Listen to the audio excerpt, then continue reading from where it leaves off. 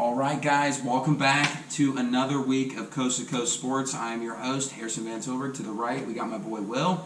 To my left, we got my boy John. Hello. And in the corner, per usual, our little tech guy, our cute little tech guy with the glasses. Hey, yo! Ryan, they're helping us out as always. We appreciate it. Welcome back, guys. We really appreciate you. YouTube's getting going. And we should have our first 2 videos coming up here really soon. So if you guys can't be with us live on the Colorcast app itself, feel free to check us out there. It's for Apple users only. Unfortunately, Android, it is coming your way, but you can catch us there at Coast to Coast Pod as well. So please feel free to tune in at 6 o'clock, 6:30 o'clock Tuesdays. We'll be coming to you live from there. But if you can't catch us live, obviously our YouTube channel, still a place to get the info, still get the hot takes. Especially if you're an Iowa State Cyclones fan and you are a Nebraska Cornhuskers fan. And the Cavs are back. And the Cavs are back. We are tapped into Iowa and Nebraska sports. All things. Listen, Scott Frost is going to get it done for us this year. All right? We got rid of the coaching staff halfway through the season. He hasn't done anything since UCF. But this is our year. Fear the Frost. The frostbite's coming. They were the best 3-9 last year. Best 3 wins. Single game. So let me ask you this: do you think they would have played Georgia closer than Michigan? I think they would. Would they have played any team closer? Would they have played the Bengals closer? They might have played the Rams. They might have beat the Rams. They might have covered Rams money line. I don't know. All I do know is they ended the season with a 0-point differential. Okay. So Nebraska, we're back. Yeah. Stick tuned. Stay tuned with us. We'll be there. So welcome back. Like I said before, let's get into it. NFL season clearly wrapped up. We already congratulated for it. We were. Great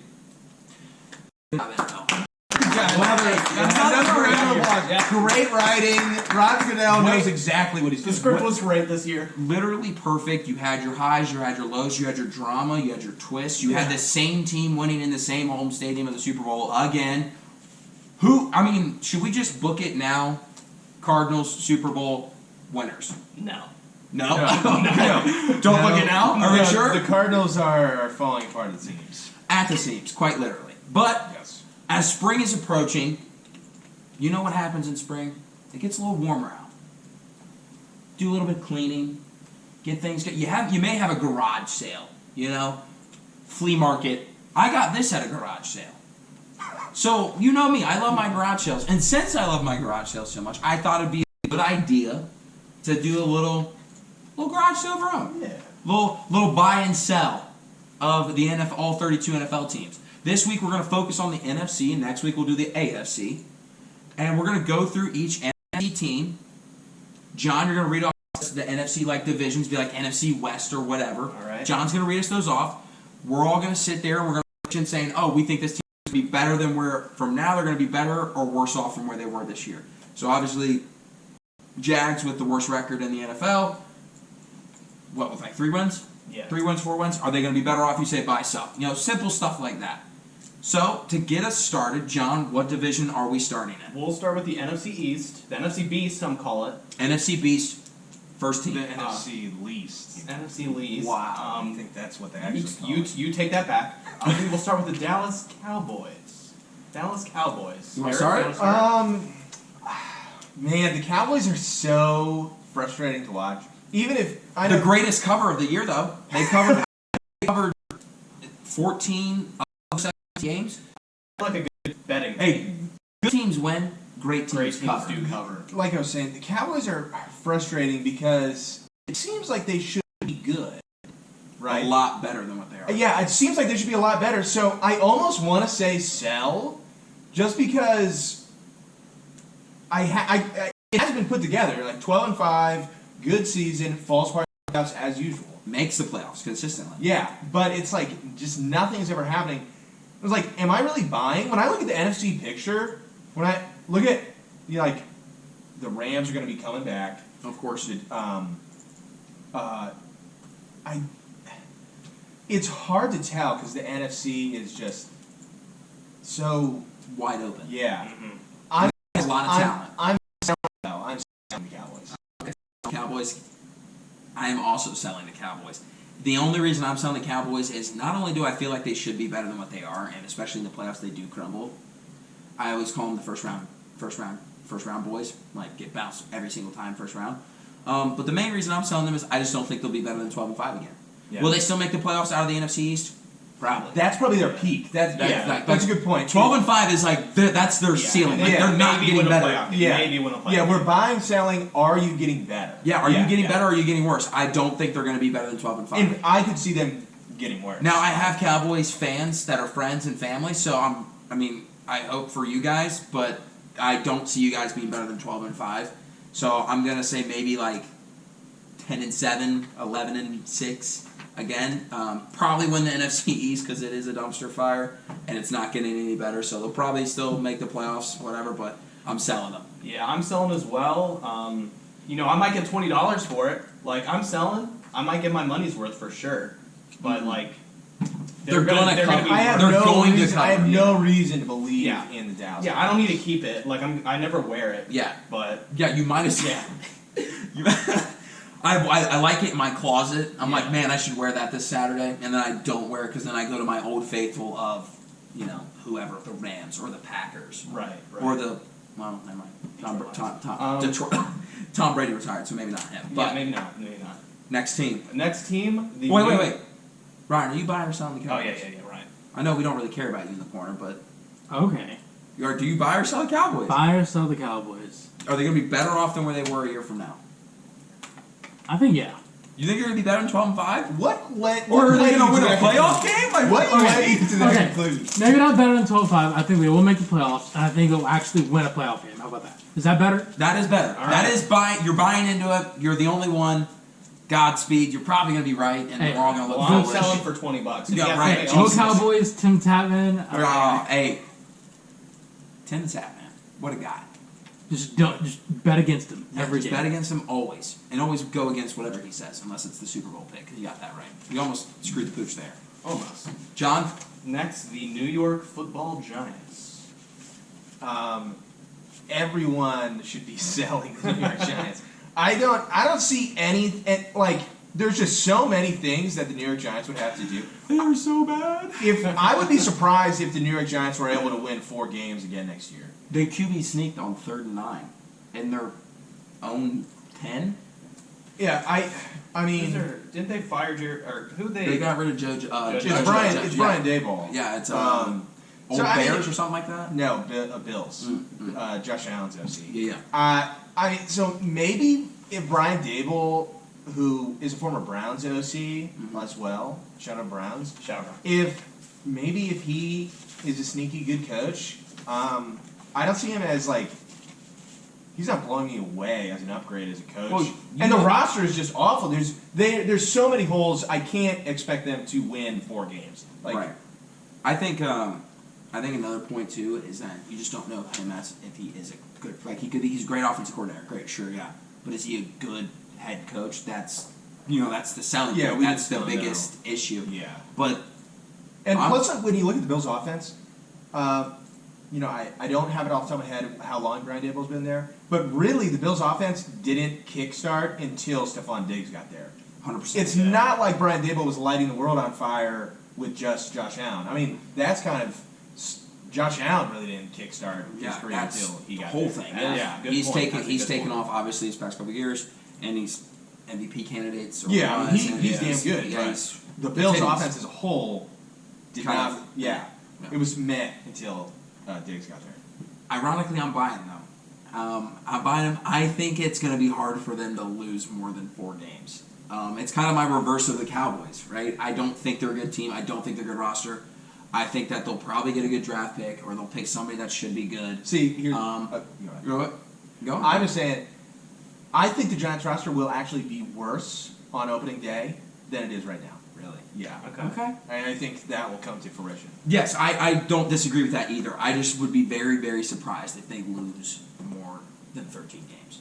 So that's the only reason I'm buying them. I'm not buying them for anything other than the fact is I just can't see them going 4-13 again.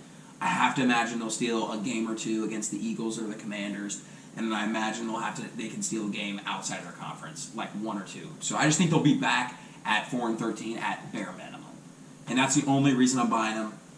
It's not a good buy. It's not. It's a DVD player. I'm convincing you that I think still works. Yeah, this is. Haven't plugged it in. It's my Blu-ray player. I haven't plugged in 3 years, but I'm saying it's a $5 buy. It's worth taking a gamble. I bought an actual Blue player from Goodwill. I was like, oh, this could work. Bought it for $5. Got home, picture great, no volume. Waste of $5. Yeah. Waste of $5. Waste of $5. John, what about you? So, I mean, it's tough because the New York Giants are in like this bin where it's just like the seller doesn't really care about them. Right. Like it's cheap. It's the one where you say you can Yeah. buy 3 for like $5. It's like one of those where it's like, oh, I only have $1. Might Okay, as just well. take it. Yeah, The, keep and the owner, change. yeah, the owner just says. John, just you're take not seriously buying the Giants. it. But I'm not because they're irrelevant. No, they're just awful. They're just Yeah, terrible. no, I was getting there. I'm not buying them. Yeah. I'm not buying them. They are bad. I mean, we'll see what they do in the draft, but they're They're like, not- I mean, First of all, there's See, also here's- very little talent in the draft this year too. Yeah. In the sense of like, oh my god, that guy's going to change Yeah. our franchise. There's no franchise guy in the draft. No. You're not going to pick a wide receiver like Garrett Wilson, Chris Olave. I don't even know. Maybe Sauce Gardner. Like those Yeah. are probably the 3 like best players at their positions. yeah, and Like, but Saquon- none of them are going to change your franchise. They're not a Chase Young where like that dude on the field is winning us games. Listen, believe it or yeah. not. Terrell Owens, Randy Moss, Jerry Rice could all start in their prime on the New York Giants tomorrow, and Daniel Jones would not be throw. You're telling me Danny yeah, Dimes 4,000 yards. is a dime? He's terrible. worth a He's dime. bad. He's very bad. Saquon Barkley never plays. Yeah, Saquon Also Barkley. injured. The defense. Always. The defense. I can't even recall anyone who's particularly on the team. They got Jabril Peppers. Ah, All right, yes. Ryan. Browns legend. Ryan, what about you? Come Giants on, by yourself. sell them. Get. Yeah. You're buying. I know that's what I'm saying. Buy. Be with me. No, I'm selling the Giants. Yeah. They're awful, and I don't think there's a lot of things that they can do to get better. Yeah. All right. The draft is not going to help them.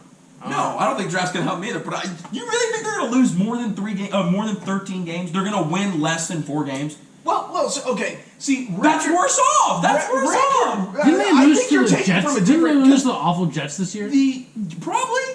I They think- lost to 13 teams. They are not good. They are bad. I think you're looking at it from a different perspective because the Giants could sneakily win 5 games, but they could still be worse. Yeah, they could be worse. So But if that's you're what I'm saying, doing like- better than where they're at, 5 games is better than where they're at right now, are they not? Now, see, in the NFL, going from 4 wins to 5 wins is not getting better. That was the Browns for 5 years in a row. They won 3 games, 3 games, 4 games, 5 games, and then- and that's not getting better. All right, Philadelphia Eagles. Eagles is a sneaky one. Yeah. Made the playoffs, looked terrible, looked awful. Yeah, they also look bad against a great team. Jalen If they Hurts- play the Cowboys, I honestly could see the Eagles beating the Cowboys. Or even I could see them potentially being more competitive. let, The fact that they play the Bucks, I feel like is a let me tell you, here's my thing. I am buying the Eagles if I can sell Jalen Hurts. If I can sell Jalen Hurts, Eagles defense could get better, could be a solid group. They need more weapons. They keep missing on all their wide receiver picks, and the running game is I mean, haphazard. Devontae Smith I feel like was a really good pick. I mean, he balled. He's a He good balled. pick, but I'll buy the Eagles if I can sell Jalen Hurts. That's the only way I'm doing it. I don't hate that. I'm also buying the Eagles, but I'm keeping Jalen Hurts. I just think that this is his 3rd year, right, as being a starter. Like he kind of Yes. started with Carson at the end, Yes. or whatever. But like this is like his 2nd to like 3rd year of him actually being a starter. This is what I always say is by and large the leap year. This is where you prove whether or not you're actually a good quarterback in the NFL, where you actually say I know how to read a defense. I mean, look at all these quarterbacks who took a leap their 3rd year. Lamar Jackson, right? He's gone back. 1st year, 2nd year, oh god, he's the second coming. Dak Prescott, oh my god, second coming. 3rd year hit, all taking step backs and have yet to maybe even reach what they were in those first years. I think Jalen Hurts is a definitely big prove-it year for him. I'm going to buy the Eagles. I think that they have a good, solid chance, honestly, to win the NFC East, especially if they sure up another weapon or 2, which I do think that they're going to be in the market for. I think Cesariano, I think that's how you pronounce his name. He came from the Colts. He was offensive coordinator for the Colts. I liked him a lot, and I think that he knows what he's doing. So with a good roster around him, I think he's going to win some games. I think that they're a sneaky win to win the NFC East next year. I know the Cowboys are probably the favorite if you looked at them today, but I'm going to take the Eagles. I'm buying them. Yeah, I am also buying the Eagles actually. This is more just because of the teams around them than the actual Eagles themselves.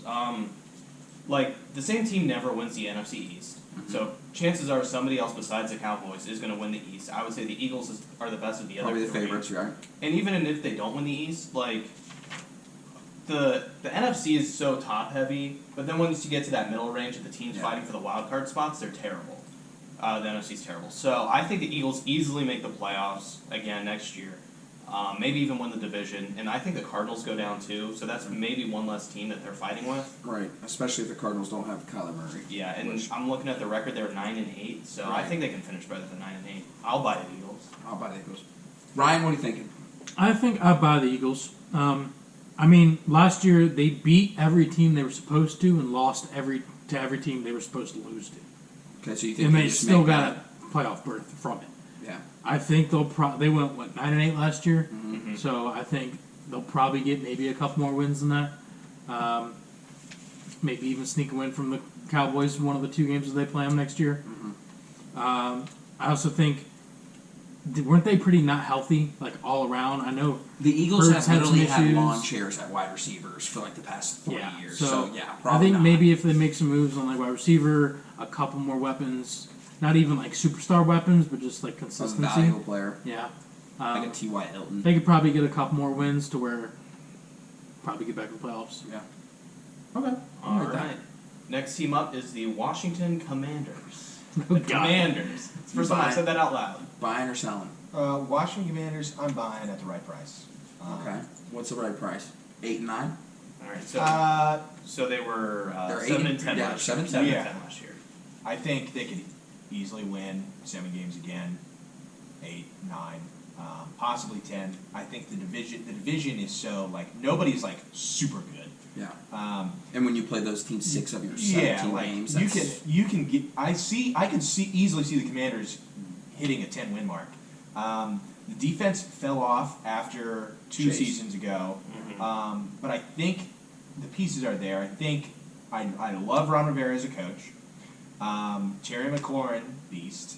Gross. I Scary think Terry. I think if they could sneak out with maybe one of these QBs that people are talking about, get him in Washington, they could easily upgrade the team, get to 10 wins. I saw even possibly Malik Willis from Liberty Yeah. going to getting drafted by the Commanders. That is an immediate upgrade.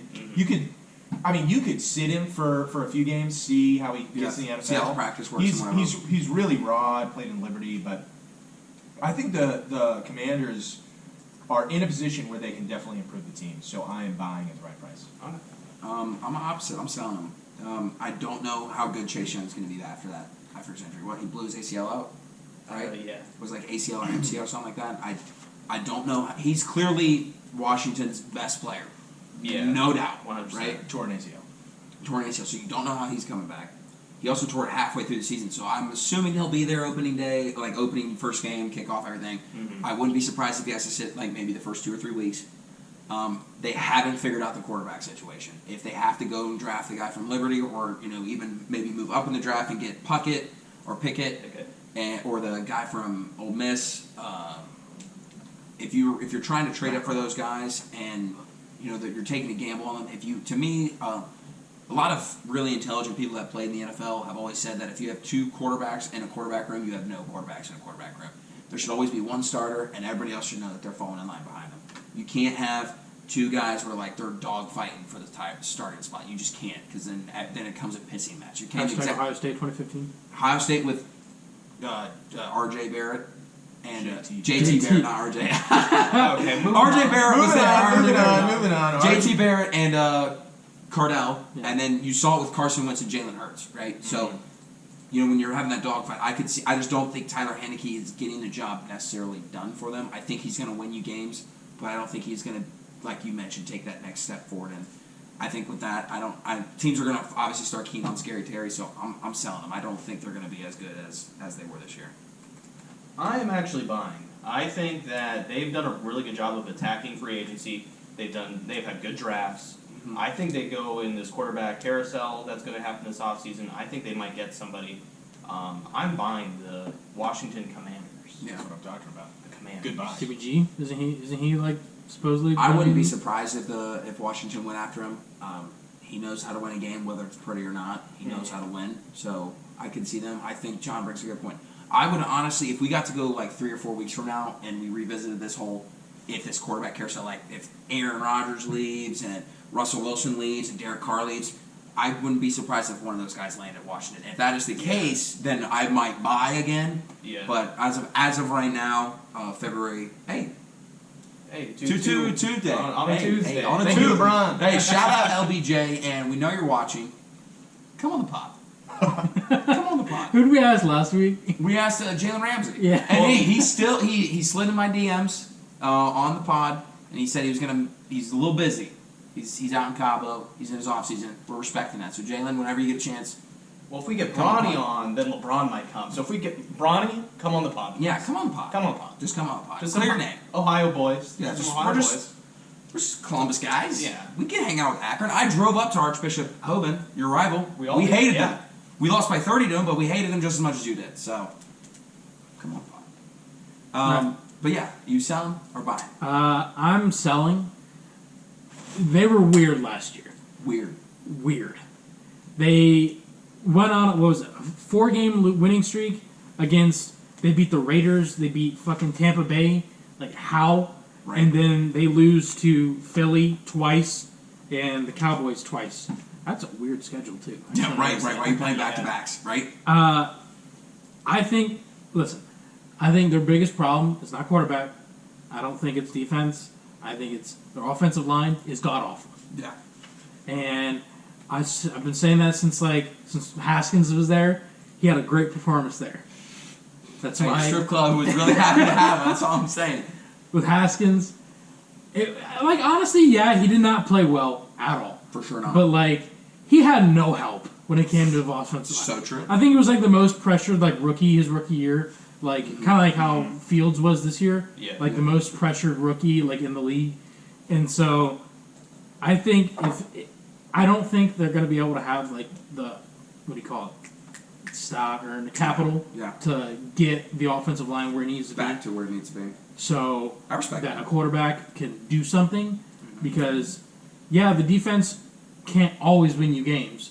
But there were a couple games here where the defense won them games. They almost beat Tampa Bay. The year Tampa Bay won the Super Bowl, they were like a possession away Yeah. too. Yeah. And It so- almost Have happened. Taylor Heineke. Right. And Third so string too. I think It was Alex their Smith and then defense- somebody else. defense just stays consistent. I mean, they have weapons on offense. Their running back was Gibson. He's a beast. Mhm. When I watched a few of their games, he's a beast. Yeah. And obviously Scary Terry. So Scary Terry. they got weapons. They got a defense. They just need an offensive line and a competent quarterback.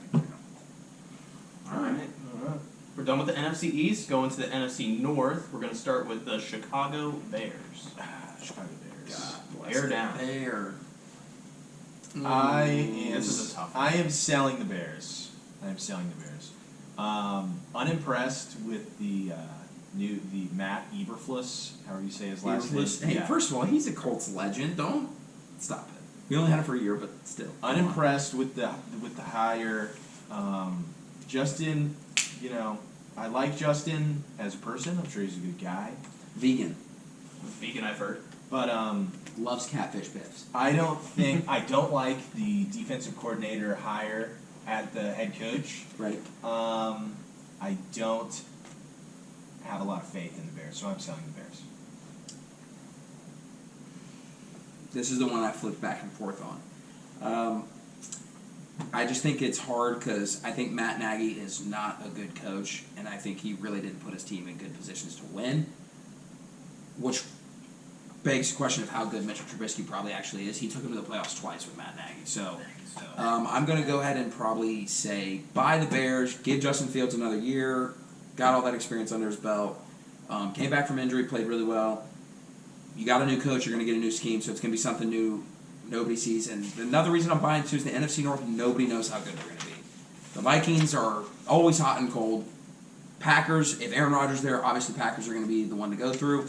But if Aaron Rodgers leaves, which there's a good possibility of it, I think Jordan Love's terrible. So, in the few games that he's played. So I think the NFC North is going to be wide open. So I'm going to buy the Bears. I'm going to trust Justin Fields. I'm going to trust Eberflus, get his guys in check, and hopefully that there'll be something more exciting there than what they gave this year. Hopefully Justin gets a better look than what he got as well. Yeah, I This is tough.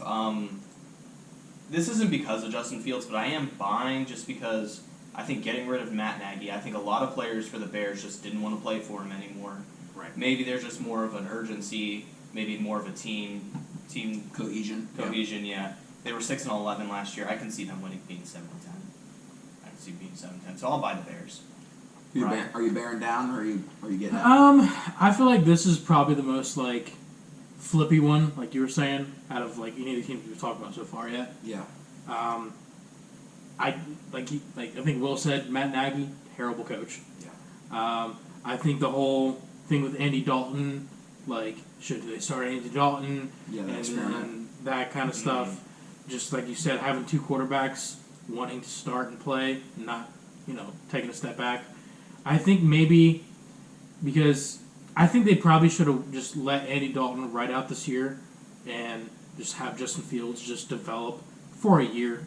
Like, yeah, he's good. I think he's a pretty good quarterback, especially with the draft that he came from. Yeah. I think he's definitely up there, but I think they probably should have just pumped the brakes on him, just have him develop, and then come in. Because you see time and time again when a brand new quarterback from college gets thrown into a shit team, everybody thinks they're shit because they're on a shit team. Yeah. Trevor Lawrence. I think, like I said, with Haskins from the Redskins, or sorry, Commanders. Yeah, watch your tone. I think Mother. he was probably one of the most. Canceled. Episode 2. We got canceled. We just got canceled. I think he's probably one of the most pressured QBs just in the NFL. Was running for his life. Yeah, That's why I got running injured. from his That's life. why I got injured too. Yeah. So And so, I think I don't know what they're going to decide. But has Dalton decided if he's just leaving? I think they have him for another year. So that's going to be a toss-up to whether you probably should sell on him, just if that whole thing happens again. But with these new coaching changes, maybe these guys can come in with some motivation, get everybody organized. Hopefully they go for a decently good, improved offensive line next year, Right. to where they can do something. Because I don't think defense is a problem for them. Yeah, defense has always just been the Bears thing. Yeah. They've always just been. They've been good at it, except when they trade their best defensive player away, which made no sense for a bag of balls. So that's fine. All right. So next team, we're going with the Detroit Lions. Eric. I'm buying the Lions. Oh yeah. The Lions. I like the head coach. He's kind of fun. Yeah. Dan Campbell's awesome. MCDC, Motor City Dan Campbell. I think the team that he has plays really hard for him. And if they can make the right personnel decisions, they can definitely improve. Yeah, no, I think I'm also buying the Lions, man. I'm in the same boat. I think in week, I don't even know what it was, week 12, when they won their first game or whatever it was, you could have sworn they won a Super Bowl with how hard they celebrated. How hard they celebrated with Dan, for Dan. I mean, Jared Goff can win you games. He's proven it, especially if he has a decent roster. He can prove that he can win you football games. And if you give them, they're going to have the second pick. I could see Chris Olave going there. I could see Garrett Wilson going there as well. I don't think they need to get a quarterback. They also got 3 or 4 first-round picks from the Rams over the next couple years. Yeah. And also a couple second, third rounds. So I think they have definitely a high chance to improve their team from 3-13. And I think that Dan Campbell actually knows what he's talking about, what he's doing. And they tied. They're one of the only ties. So, I mean, Shout out the Steelers. shout out the Steelers. So, yeah, I'm taking the Lions. I'm buying them, 100%. I think out of the NFC, this is the easiest team to buy. Easiest team to buy. They're in the garage sale bin, Yeah. They don't care. Dan Campbell, he'll bite your kneecaps off. He said in the opening presser. He's going to go down swinging. I believe he said gnaw. Yeah, something Well, like gnaw that. your kneecaps. Something like that. So I am buying the Lions. They had a great end to last year, too. I think they'll be able to build off of that. I mean, they almost beat the Ravens this year, too. They played the Browns close. They were in They played almost a lot every of- single game that they're in. They lost to the Ravens on a 66-yard field goal. Record field goal. Right, Yeah. so- I am buying the Lions. I think that it's the easiest buy in the NFC. Right? I'm Come buying on. too. Clean sweep. Give clean it to sweep. me. I'm buying two. I think they 3-13, especially with a lot of movement in their division itself, where they could probably get some wins.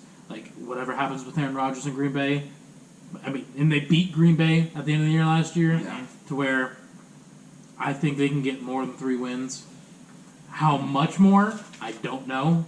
I think 6. I think they double. I could say 5. I could say 5. Yeah. But like you said, a lot of those games they lost, very close games. One score. Yeah, So so field goals. right. So Dan Campbell, baby. That was the Colts yeah. and Browns year this year. So Yeah. yeah, with that. I'll buy it. All right. So next up, we're going. Speaking of the Packers, we're going with the 13-4 Packers. You have to sell the Packers, right? Right, you have to. Yeah. You have to sell the Packers. Aaron Rodgers, goofy guy. Don't know what he's gonna do. Don't know what he's gonna say. Where he's gonna go. Yeah. And I just think that alone means you have to sell the Packers. Still have a solid roster, but we haven't seen it without Aaron Rodgers at QB. We have. Well, One yes, week and well, he was well, terrible. And shout out Kansas City Chiefs supporting Jordan Love's parents at the top seat in Arrowhead. I forgot about that. That was so clown. Oh, your son's gonna start his first game ever? Yeah. Upper Bowl. Get You, him. I Literally the think farce. you have to sell the Packers. Same thing. This is pretty short and simple for me. I'm selling the Packers. Don't know where Aaron Rodgers is going to be. Don't even know if Devontae Adams is going to be there too. So you got to sell him. Yeah, this is the VCR. You don't know if it's broken or not. Right. You don't know how to fix it. May so have you're the just Orange gonna sell it. Rugrats movie still in Yeah. it. Yeah. Yeah, I'm I with mean, that. just the uncertainty of Aaron Rodgers, whether he's coming back or not. You just got to sell him. I don't even know if I have Aaron Rodgers back. I don't know if I would buy. Yeah, it's just- 13-4 is just a really good record, and I don't know if they're going to be better if he can't. I don't see him winning back-to-back MVPs again, back-to-back-to-back MVPs, and leading the league in X, Y, and Z. He would just, even if he did come back, it'd be a hard buy. But Ryan, Yeah, selling Yeah. Packers. Selling the Packers. same reasons. Yeah. Yeah, I mean, figured. yeah. All right, next up, last team in the NFC North. That was the former 8-9 Minnesota Vikings. Showtime, Kirk. I'm selling the Vikings. Okay. New regime, but they're apparently keeping Kirk Cousins around. They have to. They can't give him his contract. There's no way. Yeah, I mean he's getting paid way too much money, and I don't see I see the Vikings being worse than they were this year. If there was an option to be the same, just stay, I would choose that for the Vikings. I can see the Vikings just being 8-9 again, spot on. So I'm selling as well. Same reason, everything. I'm selling. This is a tough one. Probably the second hardest after the Bears, I think. Right. But I think, just for what Eric said, you got the new regime, same quarterback. You don't know how it's going to play out. I'm probably going to sell the Vikings as well. Ryan, you just buying, selling? Selling. Selling? Yeah, I think the other teams, the lower teams in that division, the Bears, the Lions, they're making more moves right now than you're hearing from the Vikings. Right. To where, Well, the Vikings are stuck because they have Kirk Cousins so much money in. That too, yeah.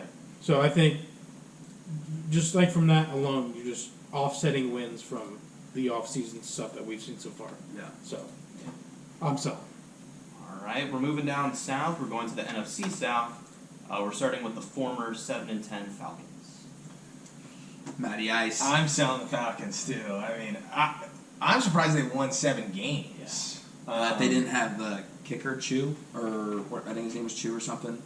If they didn't have him, they wouldn't have won 7 games. So I'm selling the Falcons. I mean, I'm not sure what at all they have going for their franchise. Matt Ryan also getting paid an exorbitant amount of money. So yeah, I have to sell the Falcons. I'm also selling the Falcons. Calvin Ridley wants out. Matt Ryan and the Falcons obviously are stuck together because of his contract. Unless you can find somebody that's going to eat it, which I would be so surprised if they do. Calvin Ridley wants out. That's their probably best wide receiver. Kyle Pitts looked good, looked decent, looked Yeah. good enough to be valuable. But their team is not getting better, and like you said, I'm really shook that they won 7 games anyway. So the only way I would buy them is just because the rest of their division is such a question mark. So I'm still going to sell them regardless. Yeah, this is tough. I mean, they played a lot of close games last year, and they ended up on the winning side of a lot of them that they easily could have lost. I'm probably going to end up. I'm probably going to sell them. Looking at the division, it's tough too. Everybody's going to get worse, I think. Oh yeah. This is just not. This is going to be the new NFC East, I think, down here in the South. I'm probably going to sell the Falcons. But shout out Cardell Patterson, greatest fantasy pickup of all Hey, time. goat right there. Yo, Jeez. no one drafted him, picked him up. And What a ball. legend. So, whatever. Alright, Ryan, buy, sell Falcons. I'm selling just because, like, I don't know. I don't follow Falcons a lot, and like NFL is not my strong suit, anyways. But when I'm hearing more from Atlanta, from obviously the Braves, World Series, beat the Astros, and their Go on. Call of Duty team has won more championships than the Falcons have. Yikes. The Atlanta FaZe. It couldn't be my Browns. Couldn't beat him. So, yeah, so. So, Alright, So I'm bad. selling. so bad. Alright, next team up, we got the former 5-12 Carolina Panthers. Eric? Matt Rule. Sick him. I'm selling the Panthers. I mean, yeah. What? Okay. You'll hear my take. Go. I'm not sure what you saw or what you've heard from the Panthers that would lead you to believe that it would be a good buy. Matt Rule, we already know that he's going to be fired after the end of next season. So this whole year is just like us, just like kicking the can down the road, waiting until we can get a new head coach. I mean, what is there to buy about the Panthers? Okay, so Chris McCaffrey will not play. He will play one game and then he'll like Hamstring. his knee will explode or something. So I'm buying the Panthers, believe it or not. They are one of the landing spots for the quarterback carousel. I think they'll get somebody. They're gonna get rid of Sam Darnold, right? Yeah, Sam Darnold. Yeah, they're gonna get Cam rid of Newton back on there too? Yeah, but he's Yeah, only Newton's there for bad. It was like yeah, a- but he was only there for like I think the year. Yeah, I think it was a year contract. And I honestly He's really bad. think it was there just to sell tickets, like Honestly. bring him back and be like, oh my god, Cam's back. You know, Yeah. I'm buying him just because they're gonna get one of the quarterbacks that's in the carousel. And I think that Christian McCaffrey, since he decided to sit out the last couple weeks of the season because of his constant injury, he's gonna have like an extra 3 or 4 weeks of rest there, and I do think that he'll come back healthy. I'm hoping he does. I'm rooting for him, and I think that the Panthers will get some other. They're in a good draft spot to still snag a wide receiver, and I think, like I said, if the quarterback doesn't go there, well, then yes, I'm selling 100%. But I do firmly believe that Panthers is going to get a quarterback here. Only reason I'm buying. So I am selling the Panthers. I think 5-12 is kind of their peak if next year, if we're being honest. If they Generous. don't, I mean, if they were like a 3-14 team, I might buy here. But 5-12, I don't see them getting 6 wins unless they do get somebody. I mean, like Eric said, Matt Rule, he's gone after next year. We all know this. I don't think people are going to try. So I am selling the Panthers. Ryan, I shall sell as well. Same reasons. Same reasons. same reasons. I respect that. All right. When the Panthers win the NFC South division, y'all gonna be real sick. We'll see about that one. All right, next team up is the former 9-8 New Orleans Saints. That is a tough life after Sean Payton. What? Yeah. Will it be? I like the Saints. I want to like the Saints. But the QB situation also up in the air. Life after Sean Payton, like I said, up in the air. I gotta sell. I begrudgingly have to sell the Saints. 9-8 it could be a high mark. I'm impressed. I'm also selling. Michael Thomas has yet to play a full season since he had his best year ever. Taysom Hill, not a good quarterback. Jameis Winston's not even coming back.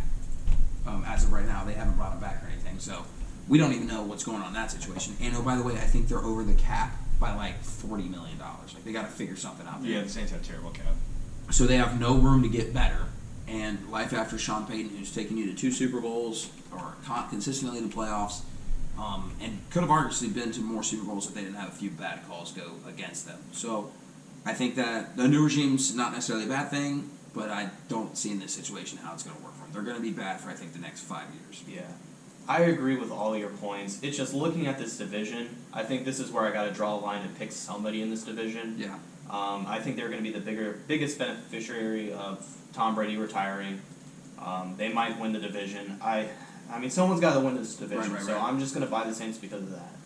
Okay. I'm gonna sell just because, like you said, the whole mystery of like what the hell's gonna happen. and this is probably going to hit towards the next one we're going to get to too. But I honestly think this division, just because of how much like Sean Payton and Tom Brady with the Bucks, Yeah. like this might be the worst division in like the NFL next year.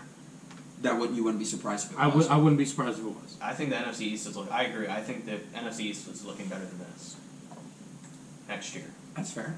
That's fair. I don't necessarily hate that, but fair. All right, next team up, last team in the division, the former 13-4 Tampa Bay Buccaneers. Eric? This is an easy You sell. got to, right? Easy you have sell. to sell. Greatest QB of all time leaves. Journeyman. Oh, Tom Brady. Barely any cap space. They have a bunch of big name free agents that they will not be able to re-sign. This is the easiest sell, I think, on the entire list. And they're old. So if they do even resign, like Leonard Fournette's getting up there in age, their offensive line getting up there in age. Mike Evans, was he the one that tore his ACL or something, or was it the other receiver? I'm blanking on his name. Chris Godwin. Yeah, was it Chris Godwin that got injured? So Yeah. I mean, you don't know what he's going to be like. The roster's Well, still very good, assuming that they can bring or find some way to restructure some money. Now that you don't have Tom's paycheck, we obviously have no idea how good Kyle Trask is. I don't even know if you guys knew that Kyle Trask was on the Bucks. He's on the Bucks. I was aware, actually. I'd be surprised if they go out and get a big name free agent like Russell Wilson, Derek Carr, or even Aaron Rodgers. I'd be really shocked by that just because of their cap. Mm-hmm. I think this out of the whole NFC, I think is the second easiest sell behind Aaron Rodgers. Maybe even easier than that. Bucks sells way easier because at least the Packers, there's the illusion that they will still have Yeah. Aaron Rodgers. I That's guess true. that's fair. So I am also selling the Bucks. I mean, yeah, easiest sell. I mean, it's just Plain as that? Is that simple? It's a sell. Like, did we It's a really sell. just make it It's- that simple? it's that So- simple. No, I had something I was gonna say. It kind of slipped my mind, so I paused. Oh, okay. Weird pause. But the Buccaneers, they might have the talent around them to still win the division, especially compared to everybody else. But like after next year, I'm selling. I'm selling because I can get high value for them now, Yeah. and I won't have that next year. So Right, what I'm about selling you? now. I'm going to sell as well. Yeah. Although I don't think they're going to be like insanely terrible. I think, like John said, No, I think they'll still win their division. I think they'll win the division. But 13-4 is. Yeah, 13-4 is Yeah. tough beat to Yeah. get up there. I also want to say that like Tom Brady has kind of made like Tampa Bay, or at least in my eyes, like the place like old vets kind of like want to go to try and get a championship, like LeBron. Yeah.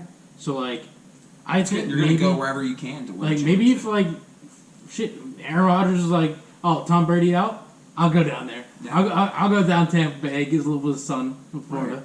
to where I don't know, maybe they won't be terrible, but Not 13-4. yeah, not 13-4. All right.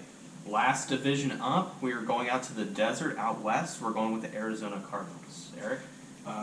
This is so easy. Yeah, you have to sell. Have to. Their team is in disarray. Cliff Kingsbury, not a good coach. Can't coach past October. Not a good No. coach. Kyler Murray seems like nobody likes him. Seems like he doesn't like being there either. You know, they were like a really hot pick. They're 7-1. last offseason. Mm-hmm. But you have to sell. I completely agree. You have to sell. I'll keep it simple. You don't know if your quarterback's going to be there. That's always an issue. And if your quarterback is hinting at wanting to leave, that's an issue. That's Yeah. simple. John? I'm selling as well. You guys hit the points. I mean, they just flake out at the end of the year. They did this last year. They did That's this 2 what- years ago. That's what Cliff does every place he's ever been. He does Yeah. that. I mean, they just flake out. I mean, And D-Hop hasn't played well. yeah. So So after he got that Hail Mary catch, where they were like, "Oh, D-Hop's down there somewhere," hasn't played well since. yeah, So and you just see no one interact with Kyler Murray on the sidelines. You just question if he wants to actually be there. and if people even like him. Yeah. Ryan? But Ryan? I'm gonna sell as well. Yeah. Kind of the same reasons. Easy sell. Like, didn't Kyler Murray like take everything from like the Cardinals out of his like social media and He stuff? took, Yeah, except he the did. Pro Bowl. yeah. He did. So Okay, I was unaware of that. yeah, Now you know. Now. And now the Cardinals though took all of their pictures down, Except Oh. for except for Kyler Murray. Yeah.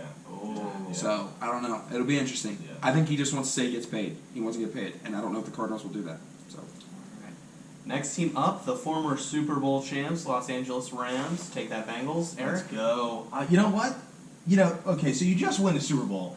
I don't think that is like the barometer because like you literally cannot get better than that. That is the No, that's not it. It's better than 25. I'm still buying the Rams. I think they still have one more year. Maybe can win another Super Bowl or make another run at one. So I'm still buying the Rams. I know there's talk Aaron Donald might retire, Sean McVay might retire.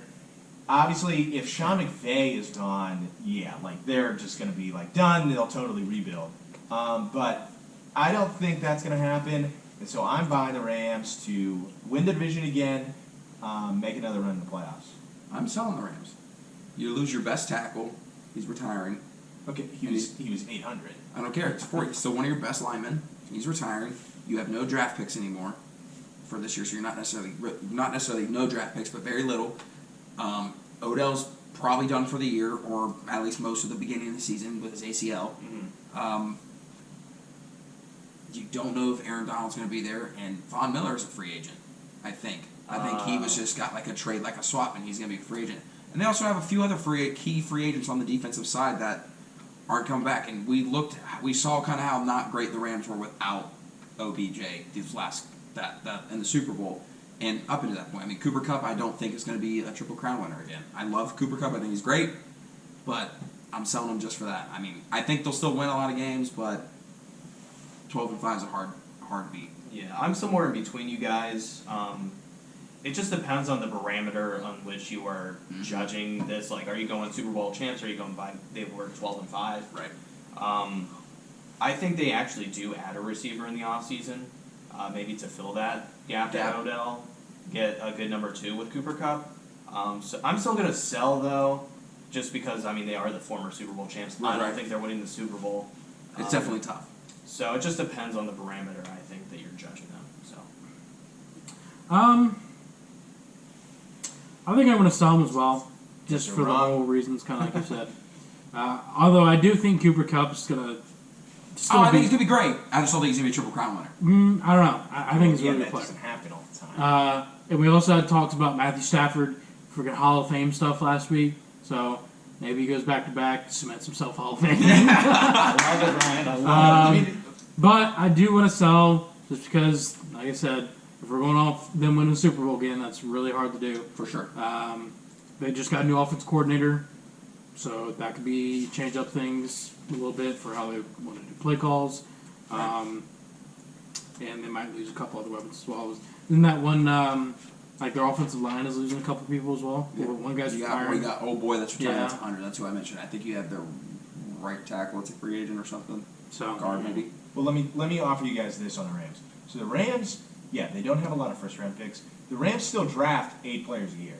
Okay, and they're in top 10 in the NFL in players on their roster that they drafted. Yeah.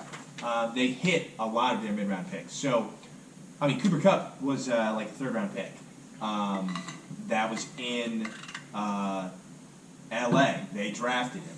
So the LA Rams are not stupid. They know what they're doing. And I think that there are a lot of pieces on that team that we just haven't seen play yet. The Rams trade first-round picks for high-level players at impact positions: cornerback, edge rusher. So I think you guys are missing the forest for the trees here. Hey, I'm playing from the rough then, if that's the case. Okay. All right, next team up, we are going with the San Francisco 49ers. They were 10-7 last year. 49ers, I am buying. You 49ers. have to buy. Buying You have to the buy. 49ers.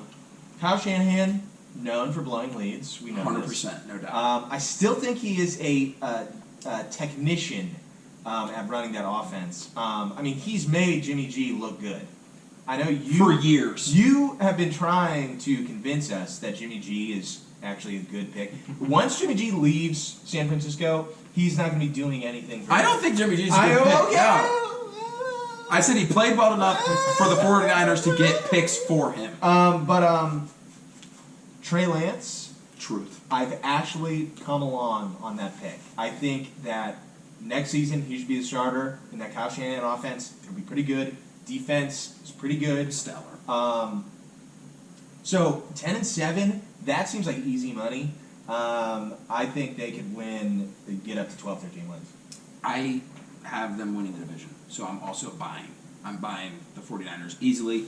Wrap it up. Perfect bow. I think Trey Lance is going to be great. I think Kyle Shanahan knows what he's doing. And the defense is as advertised. And Debo's only going to get better, and I think they're actually going to get a decent amount of picks for Jimmy G. So, I'm buying. I can see the Bucks going to trading people away to get Jimmy G there. So, I'm buying them. Yeah, I'm buying as well. I can see them being a similar team to this year, though, like make the wild card game. But I think they can actually make the Super Bowl next year with Trey Lance. They almost made this year, right? 100%. Yeah, they almost did this year, so I can see it. I'm buying the Niners. Red. I'll buy the Niners. Again, kind of the same reasons. I think they're probably going to get their shit more together. They didn't even do terrible this year. They made the Super Bowl or they made the playoff on a wild card. I think they did better than they did last year. Respect. All right, Last going, one? We're going with the last one. 16 of 16. We're going with the Seattle Seahawks, the former 7-10 Seattle Seahawks. Sell. Yeah. This is a fire sale. This is so bad. Russell- They're so old. Yeah, old and bad. Pete Carroll is Bad. is 90 years old. I don't even know why he's still coaching the team because the team's gonna be so bad. Like, why is he even going through the trouble of doing it? Yeah. Russell Wilson. Yeah, I hope he gets out because he deserves a better team than what Seattle's put around him the last 5 years. Yeah, I completely agree. I hope Russell Wilson comes to the Colts. Okay. Colts Nation, baby. Yeah, pretty uninteresting last one. Sell. I mean, yeah. So, Yeah. Yes, bargain, fire That's sale. a Get sale. him out. Get him out. All right, that's everyone. So that's it. So that's good for the NFL talk. Quickly moving into the next segment. NBA. All-Star Weekend has come and gone. Steph Curry and Team LeBron beat Team Durant 163-160 in perfect fashion, perfect drama. LeBron James in Cleveland hits the game winner. I mean, come on, can't write it better than that. But Steph gets your All-Star, and the reason I said Steph and Team LeBron is because Steph dropped 50 and scored more three-pointers than Larry Bird, Steve Nash, and like two other people.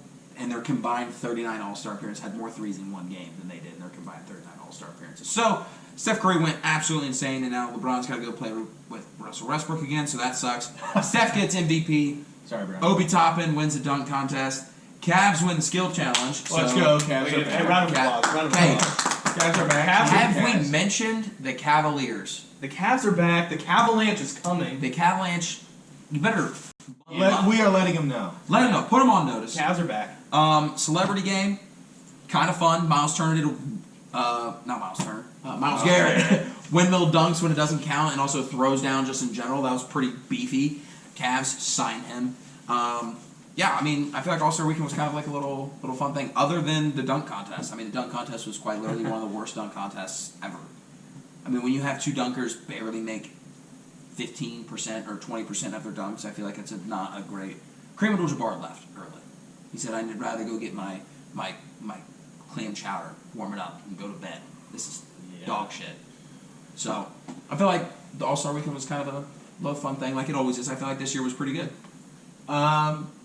Yeah, I mean, All-Star Weekend, I'm neither here nor there on the All-Star Weekend ever. Better than the NFL. Well, yes. The All-Star Game is really the only thing that I'm even kind of like, ooh, let's throw this on. Because the dunk contest has been bad for years now. The dunk contest reached its pinnacle of boring this past weekend. And I think it actually, unless they change the format, it will just keep getting worse. Yeah. Yeah, I think it was Cleveland was on display, winning the skills challenge. LeBron Winning the All-Star Cleveland guy. Yeah, I think Jared Allen and Garland. the All-Star NBA does know what they're doing with the All-Star game, but they need to fix the dunk contest yesterday. Yeah. I might be team get rid of the dunk contest. I mean, I think all possible I'm dunks not against that. in the dunk contest have already been dunked. Yeah. Like, what else is there to do? It is. It's like it's just such a staple, but it's like this is bad TV. This is bad entertainment. This is not entertaining. It'll never be better than like the Vince Carter years or the Michael No. Jordan years. Like, it'll never get better. That's what they need to do something different. They need to totally change the format. Do I'm not sure how you do it. I don't have the answer. I'm assuming you don't either. No. It just something needs to be. Ryan It's not has on the me. answer. It's not on me. Adam Silver, yeah, I'm calling you out. Adam Silver, I'm calling you out right Come now. on the pod. On the We'll talk pod. it Come out. on Yeah. the pod. Adam Silver, come Fly on the pod. down. Bring your little ET looking ass Yeah, over here. yeah. The freaking aliens from Star Wars, the little tall, long neck dudes that Yeah. like Obi-Wan's there. Like, come on over. We'll hash it out. You have a bunch of free time. Here's a big problem with the dunk contest. The dunk contest, I mean, half the guys, unless you are an NBA diehard, half the guys in it you don't know who they are. Derek Smith Jr. was in the dunk contest, and I love Derek Jones Jr. was in the dunk contest. Love him, Heat legend. Not really. He was on a G League team. He was on the G League Yeah, Suns and they're- almost won the dunk contest. It's almost Yeah. like you only do the dunk contest if you are an actual all-star that people know it's a big name. I know a lot of them don't want to do it, but the here's something else I want to call out. The whole injury. I'll get hurt doing the. I mean, what are you jumping on a trampoline? No, you're just doing a dunk. Like You do dunks in games. We did the dunk. We did the dunk contest for decades, and there was not a single injury. This idea that LeBron can't do the dunk contest because he'll tear his ACL. When? How? What are you doing? Cole Anthony dunked in Tim's. That's the biggest chance of getting injured. Yeah. He could have rolled his ankle. Yeah. Or break his ankle. I don't know. Maybe that's the fix. We just like put restrictions on them. Like, Oh, like you gotta make do it them- in 10-pound ankle weight. Yeah, you got. Or you do gotta the it- hoop at 13 feet. You gotta dunk with soaking wet jeans. That would actually be impressive. I'm like, oh my god. Just straight up just dunk with ski equipment. Yeah. Like you get a downhill jump and then you. What's Yeah. that luge? Yes. Where you lane? Yes. Yeah, Just I like mean, have like the Globetrotters or something. Somebody yeah, else. something. All right, something. so this is my take on the dunk contest. All right. All right, lay it on us. Oh, lay it on God, us, he's got a baby. paper, guys. Chill out. All right, so I was gonna save half of this for the 2-minute drill, Do it. but we'll just lay it on now. I do think they need a format change. I think that obviously past years you had bigger names in it to where it was more exciting to watch. It's not been that way for a while. You get one of those off years to where you'll get some of those bigger names in it, but that has not been happening recently. What I think they should do is, I mean, they've had those slam competitions or whatever that they host on TNT. I think Shaq's been a part of a couple of them. Mm-hmm. Some other the big old-time dunkers. Bring in a few non-NBA dunkers. Have them go up against the NBA dunkers and have some sort of competition that way. Okay. Okay. I don't know. So have non-NBA players like that, Right. like the guys that are just on like your Instagram. I mean, if they or have a whatever. celebrity game to where there's non-NBA people in that, then have a What's the non-NBA. difference? Yeah, Yeah. what's the difference? I like Have that. some non-NBA dunkers come in there, show off, and then make just the actual NBA players look terrible. Yeah, look That would be more funny to watch. Right. Okay. I don't hate that. If I was buying, I'd buy that. Okay. I'd actually tune in at least once. And if it's terrible, then I'm out. Right. But it could be interesting. You can't get worse than what you were just at. Yeah, I mean, It that's better than sucks the that there's a Right. fine line. There's also a fine line between how many times are you going to let them get an attempt on a dunk. Whether Yeah. it's 2, I think it was 2 this year. Was it something like that? Yeah, and it's, It- I think it was 24 seconds or something Yeah, like that. or 20 the years in seconds. the past they've had they had a minute to do it. Yeah. To where I remember one year it was just terrible to watch because some people guys weren't doing anything. Yeah. So there's a fine line of where you want to because I mean you have to have some insane level of creativity nowadays because like John said we've seen everything to where nothing's going to be wow new exciting to where the dunks are going to be a lot harder. They're going to need more time than just one go One at try. it to get it. So there's a fine line of what you want to do there to where I don't even know what they should do. I think probably 30 seconds is probably a good time. Good time. Especially if you bring those other guys that know yeah. how to dunk in too. And I also want to think know what you guys think. Did Zach LaVine and Aaron Gordon, when they went like 2 years in a row, or whatever it was, Toe to toe. just toe to toe, did that ruin it for like ever? No, how good because- those were. I mean, no, I don't think so. I mean, Vince Carter was like the guy, Jordan Hakeem, like those Right. guys, Dominic Wilkins, like those guys. But the thing is, though, those were they were amazing in game. My opinion, they were amazing in game dunkers to where those brought the eyes. Like Jordan's dunks weren't even all that impressive, but it was just the fact that it was a Michael Jordan. yeah. That's what everybody's Yeah. going the same. Jumping from the Like Vince Carter, that year Vince Carter won it. Everyone knew Vince Carter was going to wipe the floor with everybody. Everyone just went to go watch and see what the hell he could do, like if he had time. So Yeah, I But with, definitely like- do think it did ruin yeah, to some extent because now we'll never get back to that unless something changes. Right. I think you just saw the two haymakers going at it. You saw Mike Tyson and like Floyd Mayweather, like just not Floyd Mayweather, Mike Tyson, like Muhammad Ali, just guys throwing just straight nukes at each other. So I mean, I think it was a great matchup. I don't necessarily know if it ruined it for everybody, but definitely I feel like people are equating this year's to that or these past couple years to that, and I just don't think that's necessarily fair. It's been a lead up for sure. Mm-hmm. What do you think? You think that ruins it for anything? No, I think that's a cop out for the players who just Suck. who are just boring. No, it's Yeah. just it's just a bad competition. Okay. I buy that. I think that's fair.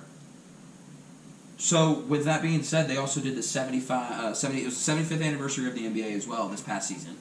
Is this season. And at halftime of the All-Star game, they did like the rollout of all the 75 greatest, NBA players. You had your typical names, Michael Jordan, LeBron, Hakeem, Shaq, Kobe, R.I.P., all these great players, right? And then you have obviously some, questionable ones like Damian Lillard, Anthony Davis, Russell Westbrook even maybe.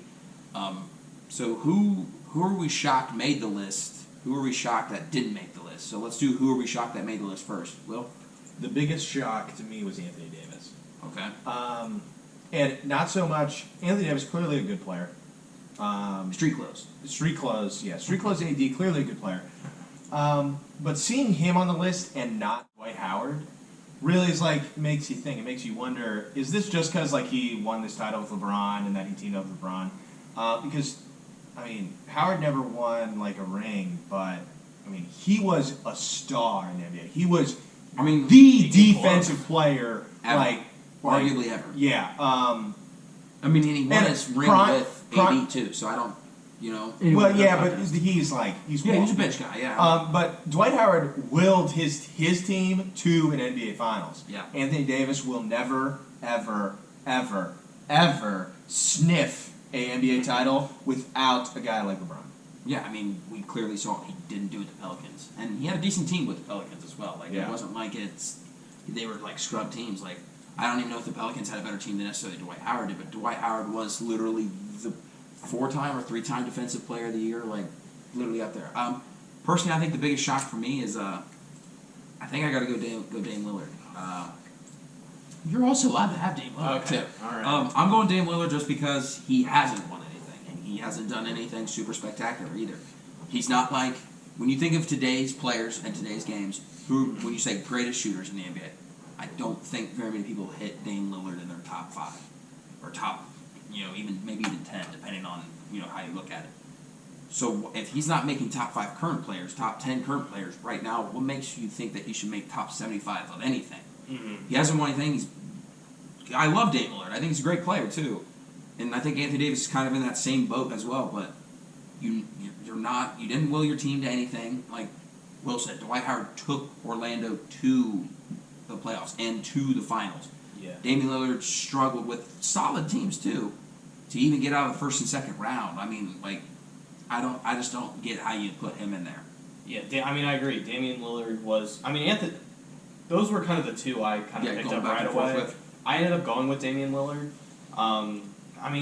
There's just he is not the best at anything. There's just people can fill the same niches he fills. Yes. And there's nothing really special. I like Damian Lillard. Damian Lillard, he's cool, but I'm sure Damian Lillard's better than Wes Unsled or some of these Nate Thurman. I'm sure he's better than those guys, but those guys were probably great at their time and were something in their generation of the greatest player that they've seen. You can compare them to the people around them at the time. Yeah. Damian Lillard's nothing. He's just middle. He's not a top 5 point guard in the NBA. He just isn't. And I love Damian Lillard. Once again, I think he's great. Yeah, he's cool. Tried to get him to come to the Heat for years, but I just don't. That was Didn't my work biggest out. thing. Didn't work out, unfortunately. So, Will, I feel like you already gave your biggest snub. No, I did not. You did give your biggest snub. Okay, who's your biggest snub? Dwight Howard, big snub? No. Biggest snub, go. Wasn't the greatest 3-and-D player of all time left off the list? James Jones. No, not James. Just James Gauskas? Fuck, I had James Jones on my list. Oh, did you really? No, we'll keep that. No, he didn't. Whoa. We'll get to John. Well, then Go hold on. on. I mean, maybe I was wrong. Maybe I read the Donis list wrong. Haslam. You don't have Hold on. Who's the greatest 3-and-D player? Hold on. Do you want me to go? Hold on. No, yeah. Here it is. Yeah, I'm right. The greatest 3-and-D player of all time. T-Mac? One of the greatest shooters of all time. Not T-Mac. Not T-Mac, no. Multiple NBA championships. Mono Ginobili? Klay Thompson. Manu Ginobili was on the list. Oh, that's what I was getting. Oh, Klay Thompson Okay. was not on the list. 100% not. And he clearly should be on the list. Mhm. You watch, and here's the thing about this list.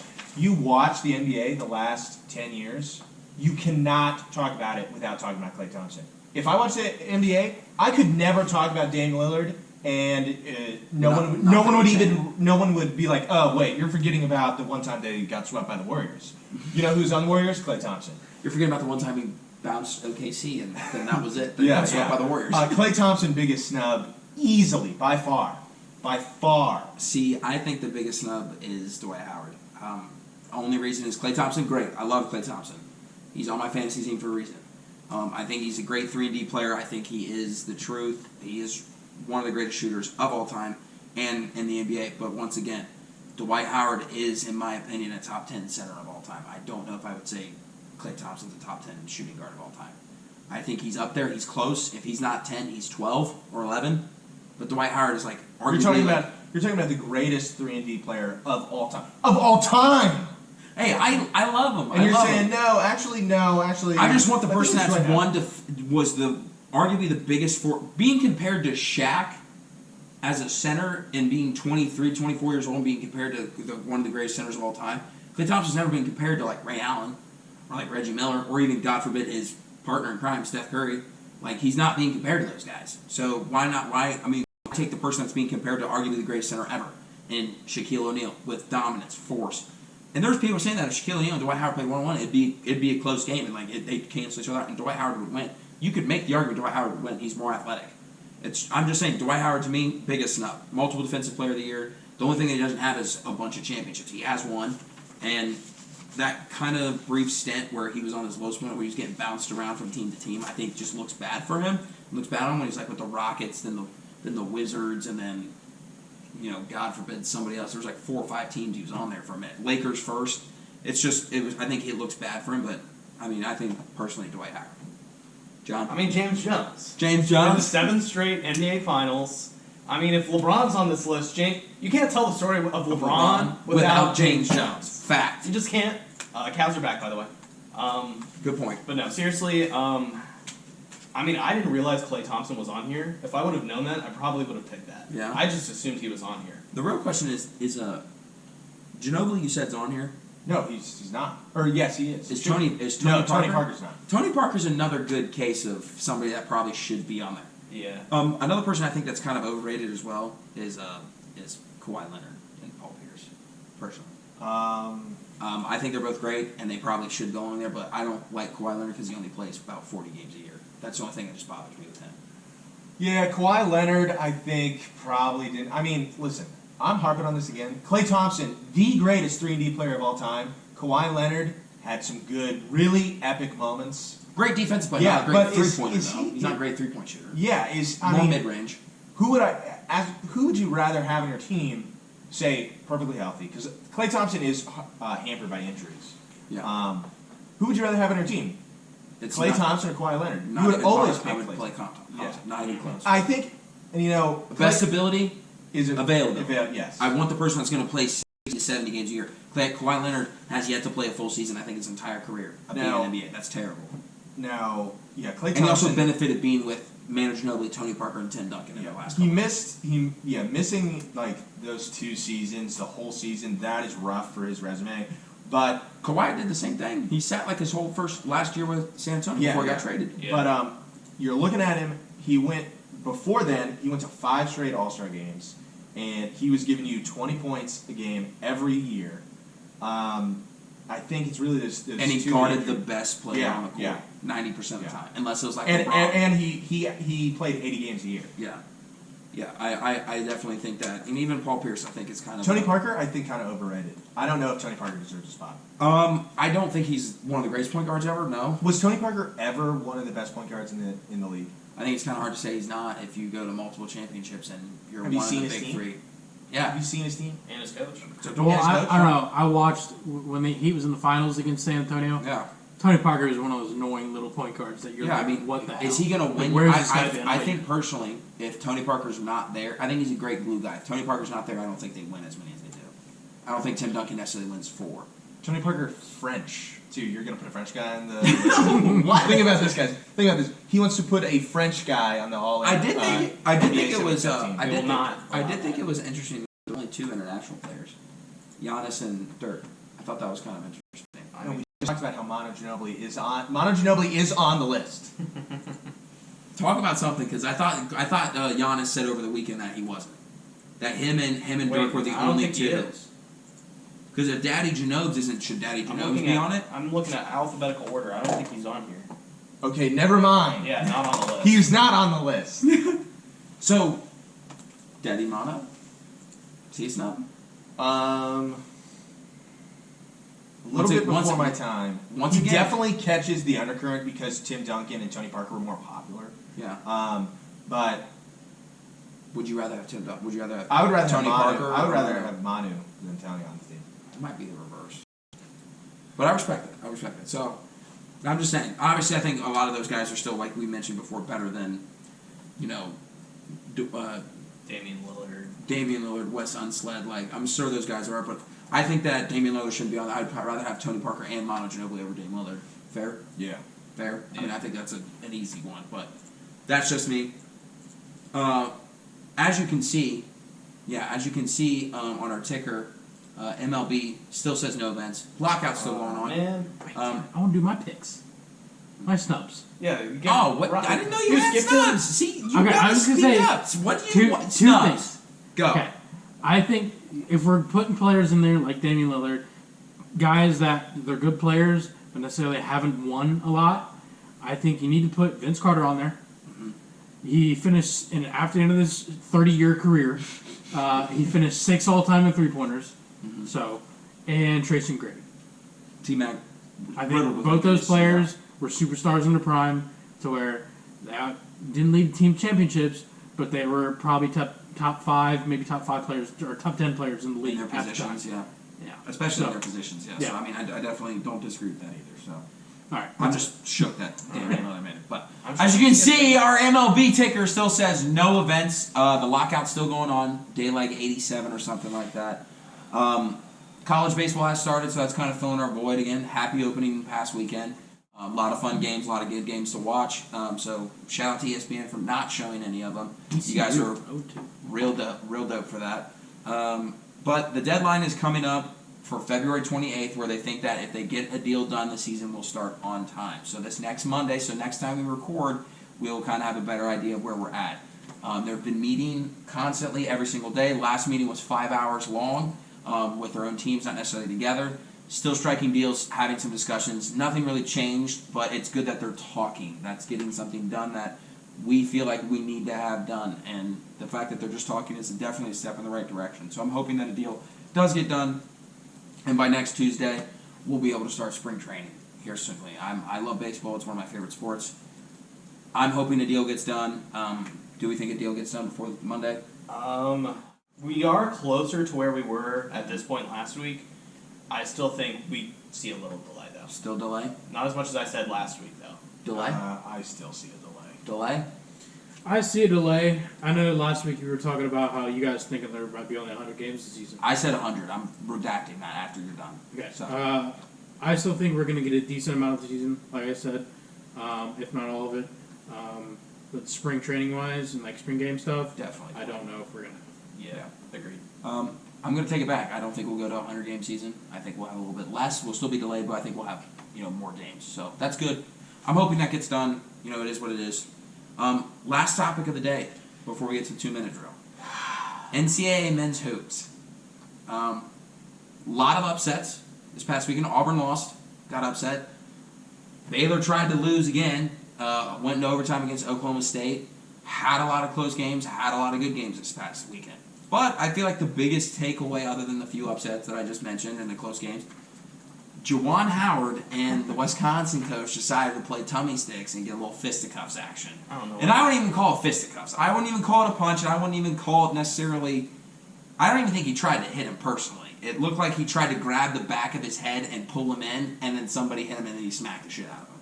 But Juwan Howard, in case you didn't know, after the game, was kind of speed walking, per se, or trying to blow past the Wisconsin coach, right? Would you say he was trying to blow past him? I think he was trying to like make a point to talk to him like aggressively. I don't think he was trying I to don't talk think to he was him. trying to shake his hand. He did say, "I'll remember that. I'll remember Yeah. that." And he tried to walk past him, and then the Wisconsin coach grabbed his arm and put his hand on his chest and tried to. Wisconsin coach got taken for his word. Said he tried to explain why he did what he did. Juwan Howard had an issue with calling a timeout in a blowout loss, 15 points with 15 seconds left, calling a timeout to reset the backcourt. He also was putting a full man press with full man. Whoa! We'll get there. We gotta let the audience know what's going on. So that's the issue that he had as the handshake line was getting. He tried to speed past the Wisconsin coach. Wisconsin coach stopped him, said he's trying to explain something. Chest to chest aggression kind of got going, and then the Wisconsin assistant coach was doing something, saying something, or pushing Michigan players. And then Juwan didn't like something that was said, and he took a swipe at him. Whether he tried to punch him, smack him, hit him, or whatnot, he definitely made clear contact to the back of his to his face and head area.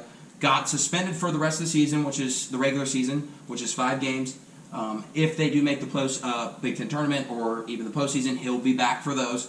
But definitely escalated really, really aggressively from there. A few players on both teams were suspended. I think 1 player for Wisconsin, 2 for Michigan were suspended 1 game apiece. So, is this happy trails?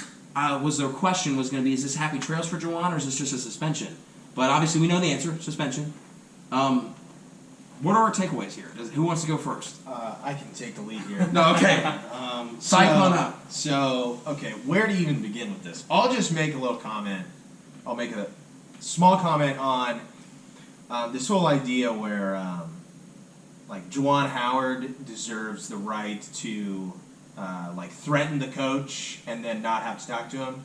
Total BS. If Juwan Howard didn't want to go shake his hand, guess what he could do? He could walk the other way. And he almost did. So that's just like what normal people do. Normal people don't go up to people and threaten them.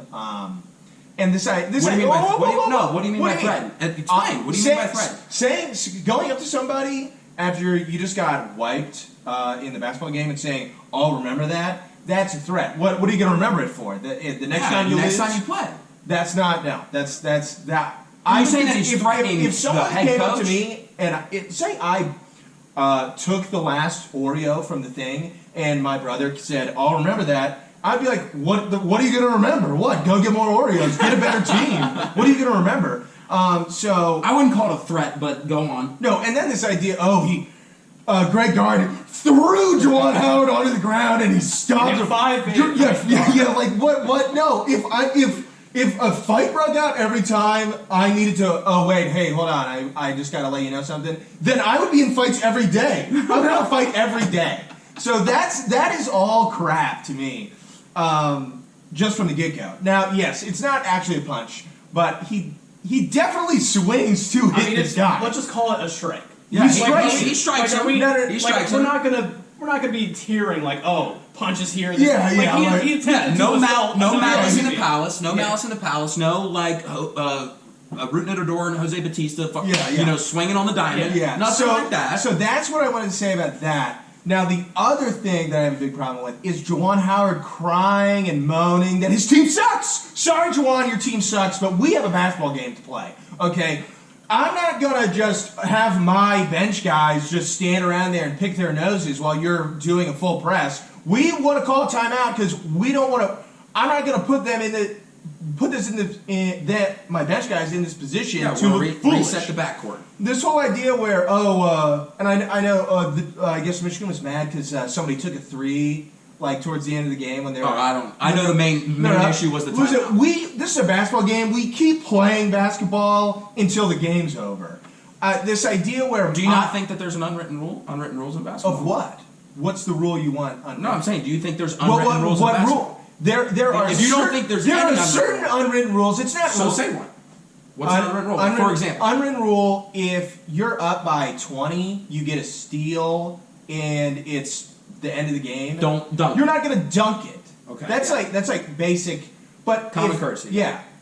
If shot clock is on, we're still playing, and you're still playing defense. We're going to run a play. We're not just going to pick our noses. Should we just give them the ball? That's what Take a shot clock violation. I'm or not- yeah. backcourt, whatever. I'm never going to tell my players to not play.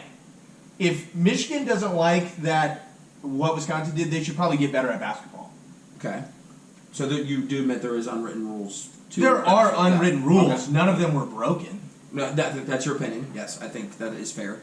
Do you think any unwritten rules are broken, or do you think there are? Do you No. agree that there is unwritten rules in basketball? No. Because if you don't think there's any, There are rules. yeah, There are that's rules just about like respect. You just we're not that gonna. has nothing to do with this game. Like, no rules were broken in this game. Okay. No one. The unwritten rules are there for. Respect. Yeah, respect. Like, we're not gonna make a mockery. Well, you shouldn't, and then you can have a problem. We're not gonna try and make a mockery of another team when we're beating them. Now, we're going to play the game how it's played. So when I'm running out of time to get the ball across half court, you call a timeout. Maybe Michigan can do the full court press again and try and get it going again. But we have timeouts. Do I need to ask Juwan Howard if I'm allowed to call timeout? So you say you don't want to make a mockery of another team, and What mockery was made? First of all, I'm just saying that's what unwritten rules are for. So yeah, you don't want to make a mockery of a team. So when you're up by double-digit points with 15 seconds left, regardless of a press or not, you don't think calling an unnecessary timeout? Who cares if you unnecessary get timeout. How is it not unnecessary? What does a backcourt violation matter? Who cares? Who cares? Who cares about calling timeout? Mike Izzo, and we've seen time and time again in NBA and in college, when you have a big enough lead, they'll stand at half court with the ball, take a shot clock violation, and just roll it back to the team, and then get back on defense. When the team's up by 15 to 20 points. We've seen it. We've seen Juwan it. Howard's just upset that We've seen didn't it. let him score. We've seen it plenty of times before, right? Right. We've seen that before, correct? That's an unwritten rule. They're not going to go, shot clock, pull up a three, right? Okay, but see, And hold run on. up the score. So, let me respond. I'm to saying this. that's an unwritten rule. Well, let me respond to this. This is a regular season game. We're in a fight for the Big Ten Conference Championship. For sure. This is not the tournament. Okay, if it's a tournament, yeah, we don't need to score anymore. But this is Wisconsin clearly had stuff they wanted to work on. They want to run. With their bench guys. Yeah, why would you not want your bench guys to get meaningful minutes? Because the game's over and they're not going to play when it comes to tournament time. Those bench guys will not see the court. There is no way to predict whether or not an injury may happen, someone gets in foul trouble. There's no way to predict that. Obviously not. Of course, the Wisconsin coaching staff wants their bench guys to get meaningful sets in.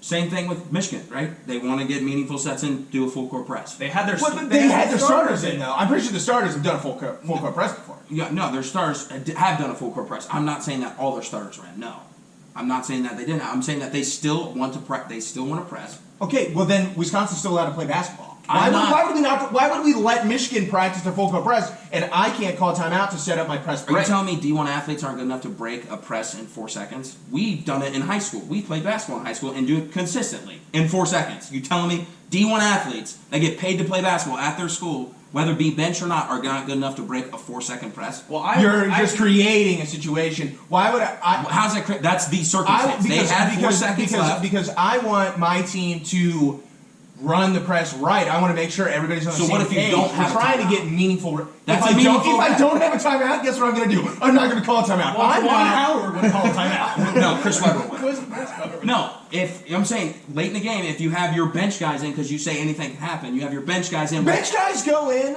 for 2 things. One, because the blowout, and so they can get meaningful reps. They want meaningful them reps. to get game reps. So a meaningful rep would be, hey, you have 4 seconds to break a press. That's not a meaningful rep. How's that not meaningful? How's that not meaningful? Explain to me how that's not a meaningful rep. Hey, here's a real game situation to break a press. Beat it. Because you're a bench player. Here's a meaningful rep. Show me you can beat a press. We'll show you how to break the press once everyone. These are bench guys. They're not running the press every game.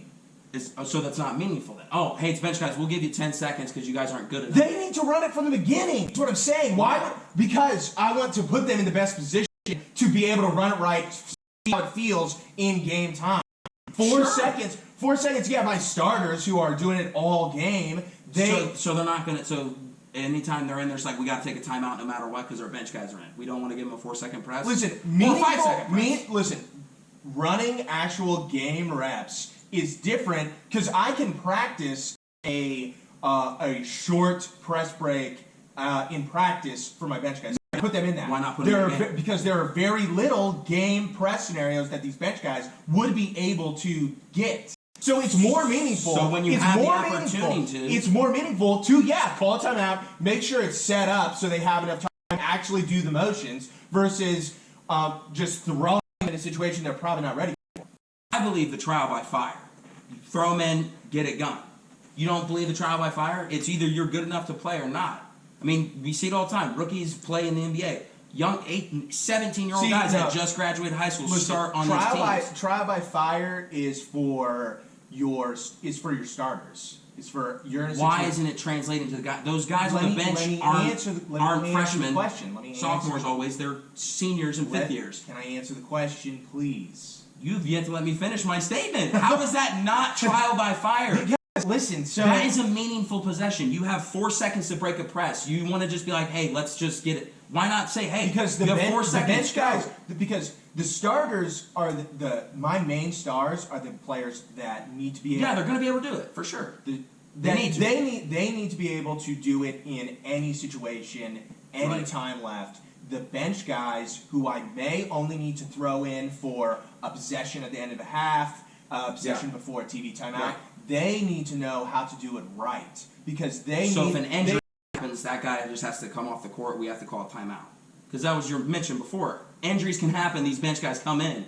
So if that guy that is trial by fire, yes. So why not just do it there? That's my point. That's what I'm saying. I don't think that you can say that this isn't a. This is just hey, we need to call a timeout. And who cares if it's a backcourt violation? What, the guy that doesn't play gets 1 turnover? Who cares? Why are you so pressed about the timeout? No, I'm saying, I think an unwritten rule is broken. That's what I'm saying. So you thought the Wisconsin coach should not have called the timeout? Do I think Michigan should have been pressing? No, not necessarily. But I do think an unwritten rule is broken. The score's in hand. Fair? Yeah. Score's in hand. Game's decided. Who cares if they get a steal dunk? Because using your starters, your main rotation players to full press in a game you're down by 15 on the players that on the players that you know are the bench squad. Okay, that is an unwritten rule. Well, can I say this? Okay, so you think that was an unwritten rule? I think it is. You are when you're losing by 10, 15 points, and you're minute left with like, the game is totally game's decided. Okay. And you see the opposing team puts their crap players in, their total bench squad in. It is not. It is not the right thing to do if you leave your starters in. So that's an unwritten rule you think was broken. Yeah, okay. I do not think that it is right. Like you can keep starters in, but to run a full court press, you are intentionally trying to just get more points because you know they're the bench squad. Okay. Wisconsin called a timeout so they could get the ball across that court. Fair. Would you say that calling a timeout with 55 seconds up 16 is breaking an unwritten rule? It depends. Back to your guys' statements with, my bench guys are in, let's set up an offensive play. And you've said before, Michigan has not looked good this year compared to what they were last year. So these starters guys clearly aren't figuring something out. Whether you blame Jawan for that or you blame just the talent that they have there now, at this point in the season, you can't fix talent. You can't fix the talent yet. You can't be like, hey, transfer portal, bring me a new guy in, right? You got to get these guys. And Jawan and Michigan are, like you said, still trying to make a fight for the playoff. I mean, Wisconsin's probably going to make the Big Ten tournament. Ohio State, Illinois, Everybody makes the Big Ten tournament. No, I meant March Madness. Sorry, yes. Like they're fighting for, still trying to make that bid, scenario. So you're sitting there and you're going, look, if it comes down to it, hey, I need to. If they do by losses, I don't know how the bids work for March Madness. If it's like like the committee does it for NCAA football, where they're like, well, Alabama only lost to Texas A&M by 4 points, but Cincinnati got blown out by Liberty by 56. So Cincinnati's out because Alabama had more close losses or whatever. So maybe that's why they kept their starters and saying, hey, if we can make this 16-point or 12-point or whatever the final score was, make it 10 points, maybe they take that into factor. Because in that case, if that is the case and that's how it's done, then sorry, Wisconsin bench guys, I have to leave my starters in. We're all trying to make the same dance and we're all trying to make the same tournament. And as a Wisconsin coach, if I was a head coach, and I feel like if you guys were head coach in the same spot, you'd be like, you know what, that's fair. Like if I was in the same boat, I'd be leaving my starters and make a point differential less. But I don't know that's the case. That's just me making that up. If it is the case, then I think my statement holds. But if it's not the case, and they just do strictly by losses or conference or whatever, however they do that, I think then it's not a fair point. Only other thing I think I want to add here is that when you are a coach of any team, it doesn't matter what level. Because I've coached basketball before. I've done it for many years. The only thing I'm worried about, obviously I want to win. What I'm most concerned about is, am I putting my players, people I'm responsible for, in the best, not even the best light, because I know players are going to mess up. And you put pressure on players that do well under pressure that you think Can handle it. Can be pushed. But the main thing I'm worried about is putting my guys, who I'm responsible for, in the best position to get better. Yeah. Not even to succeed, not even like to score, to get better. And in my opinion, letting the cold players off the bench actually set up a press break is more important than if Juwan Howard didn't like that I did that for my guys. Alright, I got some points I want to hit. I think, so the whole situation with the punch, strike, whatever you call it. Just people to, never mind. The worst part of all this is just Juwan Howard's press conference. I think there's some points we need to hit there. I mean, both press conferences. Wisconsin's guy, terrible. Neither of them apologized. Neither of them said they took it out. They all said, I would have done it again. I'm high and mighty, and one of the ESPN guys I watched just said both that somebody should have come in and said, hey, Juwan, I know you just smacked the shit out of the assistant coach. Or, hey, Wisconsin coach, I can't remember his name. Greg, I know that you may have not done something right there. This is where we're going to attack it. Like, some media guy should have come in and said, hey, we need to handle this better.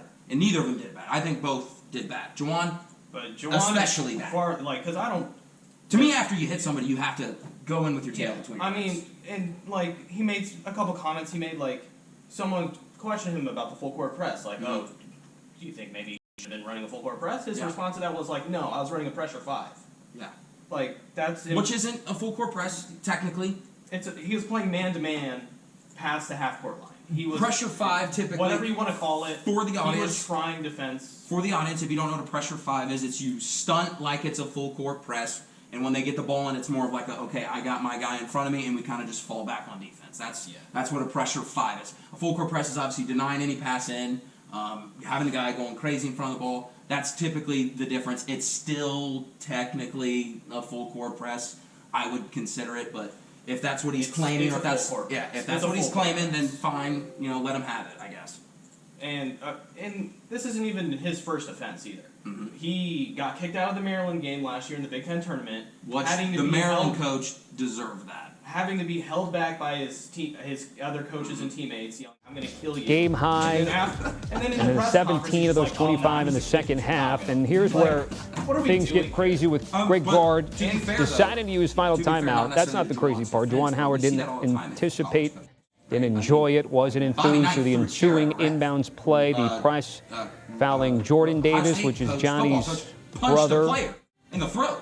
Trying to maybe put a response to that late timeout call. I think if Juwan hits a player, he's gone next day. I honestly don't know. I would think. I would hope Michigan would do that, or the Big Ten would step in. I would Tom Izzo. I would expect Michigan to do that. Tom Izzo lays into every single official like it's his dying breath. He gets beat right in the face. We see college coaches do this all the time. I think Tom Izzo yelling at refs is different than... He's not putting himself or his team in the best light by ripping a referee in front of everybody.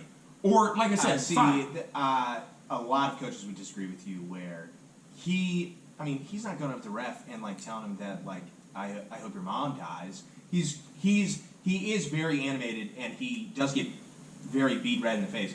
But a lot of coaches would say that he's fighting for his guys. For sure. But would you, as a coach, not say you make your point to the official, once your point's made, you're done? You stop. You let it be. You don't consistently nag and bear at one official. That's how I would operate. You don't think most coaches would operate that way? I think. Or do you think that it's just Tom play by play? Izzo is a very specific case that you do not see very often. I mean, Krzyzewski's been known for it. Well, every coach can get worked up. For sure. But every coach would tell you that he is fighting for his guys. He wants his guys to get the calls. Right. I mean, the Iowa coach, to me, is the worst coach of the Big Ten. That lays in the referees, lays in other people, like crushing it. I think he's the worst. I mean, don't get me wrong, the officiating has been horrendous for the Big Ten the entire year. And almost all basketball as well. It's always been bad. It's some games you're allowed to mouse in the palace, and some games you're not allowed to touch each other. Yeah. So this year actually is about to be a 35-year high for most personal fouls called a year. Interesting. Really? For just the Big Ten or in basketball? I think it's basketball. Yeah. So I mean that I wouldn't be surprised. I wouldn't be surprised if 30% of those fouls came from just the Big Ten. I mean, like I said, you get sometimes where you get to beat the crap out of each other at the low blocks or up in the high, hand check all you want, and then sometimes you can't touch each other. So I mean, I can see that as from like a coach to coach point. Now, like I said though too, you just hit an assistant coach. You have to come in with your tail between your legs and say, I overreacted. Be apologetic. Yeah. Now, I think we can all agree here. We all played sports. We're all, and especially when you play at that next level like the NBA or even the NFL, all these guys will tell you that they have a different switch in their DNA. And when it's go time, it's go time. I think when you take somebody and you do a press conference immediately after a game, that's why I hate press conferences at immediate game. Even players, when you have a player that just lost his Final Four championship game and he's crying on the podium, you're trying to ask him questions, I hate that. Let the kid be sad. Let him be by himself. Or let the coach, cool down a bit. So, I mean, yeah, I can still see, both kids. I think he should have been apologetic. I think both coaches handled it poorly. I think Juwan especially, because he's the one in the most wrong, right? By far. By far. Like not even up debate. I question if Greg even, what did he do wrong? What I think Greg did wrong is, and this was my point of where I was going to defend Michigan and defend Juwan Howard. In soccer officiating, what we do is, or in all officiating necessarily, if you call the first foul, right, if you were letting your play and, I give you a good forearm shove, and that's a foul, but we're like, I'll let it play, and you go, and then you come up from behind and you tackle me, and then I got to give you a yellow card. In officiating, what we always call is if you call the first foul, the second foul doesn't happen. If I call that first push off, you don't retaliate and come tackle me. Fair? Same thing with, any sport, right? Will's getting eaten alive in the paint and not getting any calls. Next time he comes out, you're going to foul the daylights out of the guy that's posting you up. Just how it works typically. Even maybe a little harder. We see it in the NBA, you see it in professional sports. If the Wisconsin coach, now it's still not a classy move by Juwan, the Wisconsin coach just lets Juwan steam past him and lets roll by him, because still unwritten rule, no matter how bad you get beat, no matter how you don't like it, you got to go to the other team. You should always go to the other team. I don't care how much you don't like it or anything. Unwritten rule. Fair? Yeah. Fair. Well, if he doesn't put his hand on his arm, grab him, and puts his hand on his chest and stop Juwan, I don't think anything happens. I don't think the assistant coach gets involved. I don't think anything else. I think he steams past. It's one of those ones where the NFL coach sprints across the field and does one of those chest bump, check, shake hand kind of things. It was nowhere close to that. I don't think it was anywhere close to that. You don't think that's the same? I thought he just put his hand on his arm. No, I'm saying, he grabs his arm as he's trying to walk by, and then puts his hand on his chest and says, "Let me explain." That's what he tried to say. Well, that's what he said. In the press anyways, that's not the point. Juwan Howard was about to walk away. You can hear the CBS announcers say, he was just not going to go in the line. Then he decides to go in the line, pull his mask down, and say something. He wanted this to happen.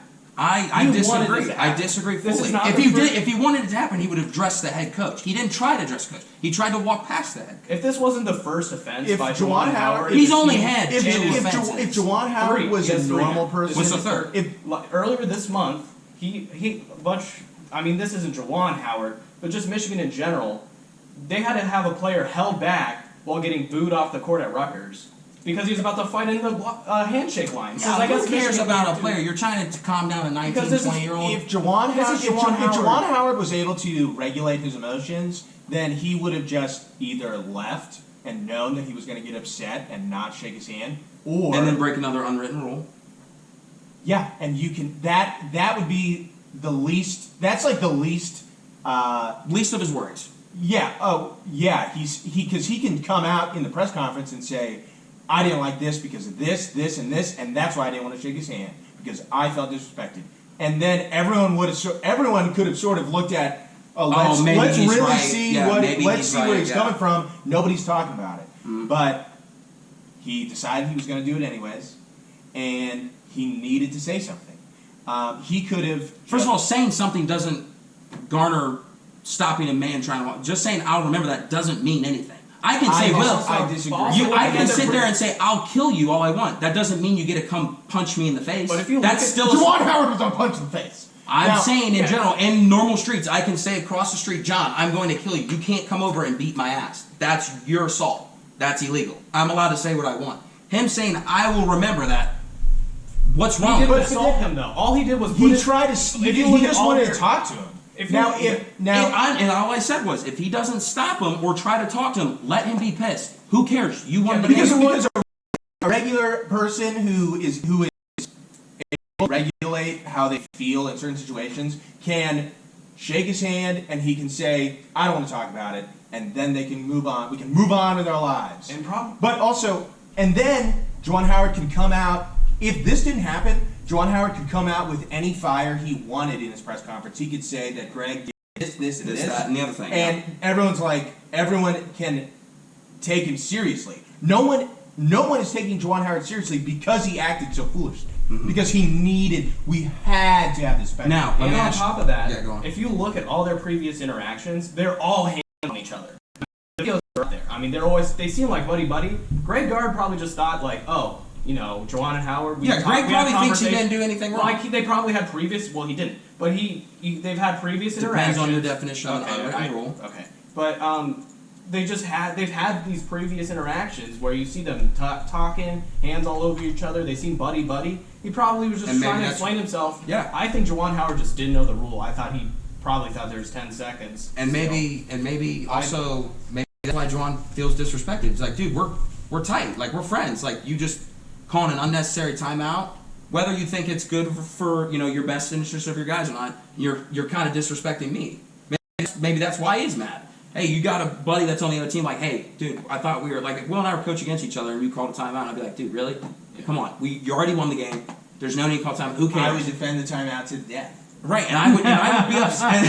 And I would be upset with you. I'd be like, dude, we're past that. You won the game. Congratulations. You don't need to call timeout. I would ask you why you were full court pressing my 5th grade team. Hey. I'm pretty sure 5th grade. I coach 8th grade. I'm pretty sure full court Big pressing game this weekend. and in 5th grade basketball. Only if you're up 20. Oh, okay.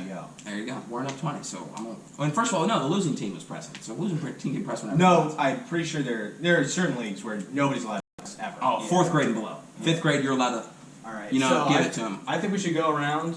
Do we think that the suspension was enough or not? I think it was too much. Another reason, and I didn't give this point as well. The only reason I believe that Juwan swiped, struck, whatever. Well, he did swiped or tried to punch, is because that assistant coach was pushing his own player, pushing Michigan players away and aggressively. Separate or not, don't touch my kids.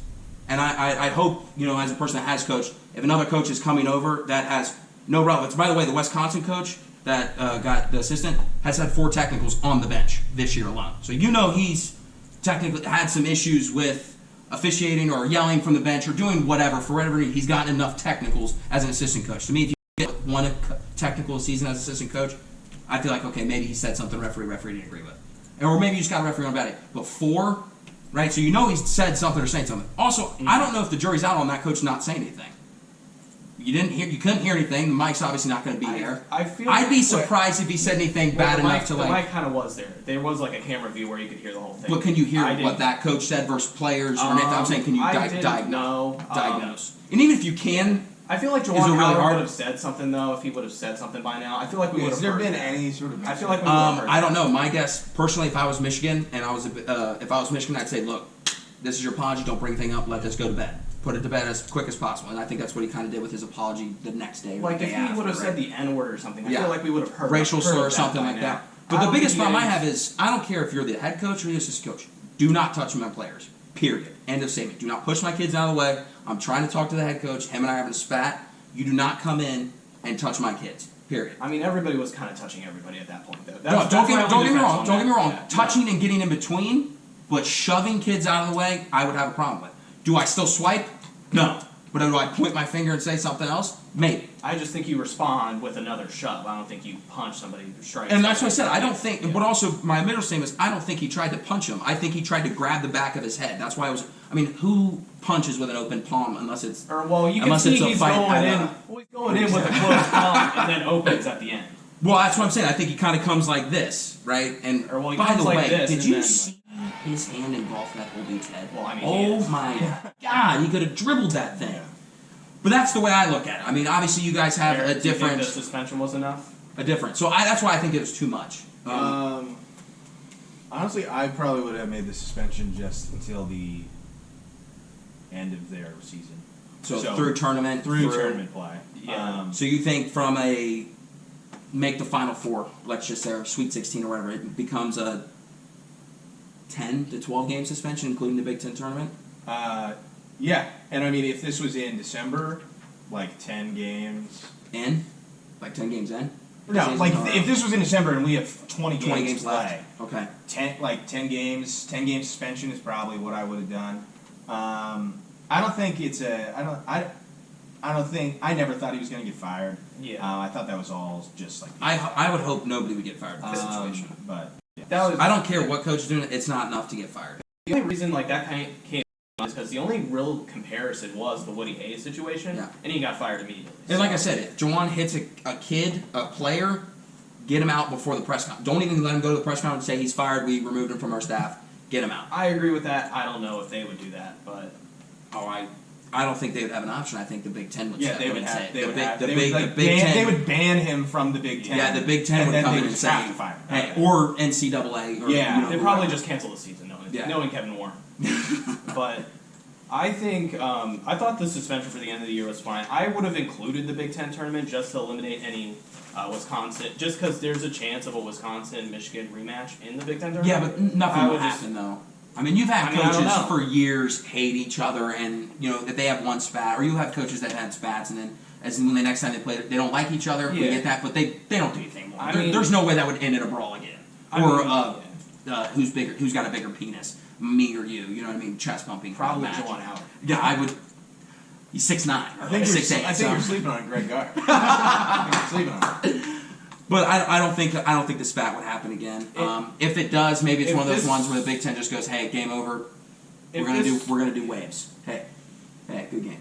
If Hey, this good were game. a standalone incident, I would agree with you.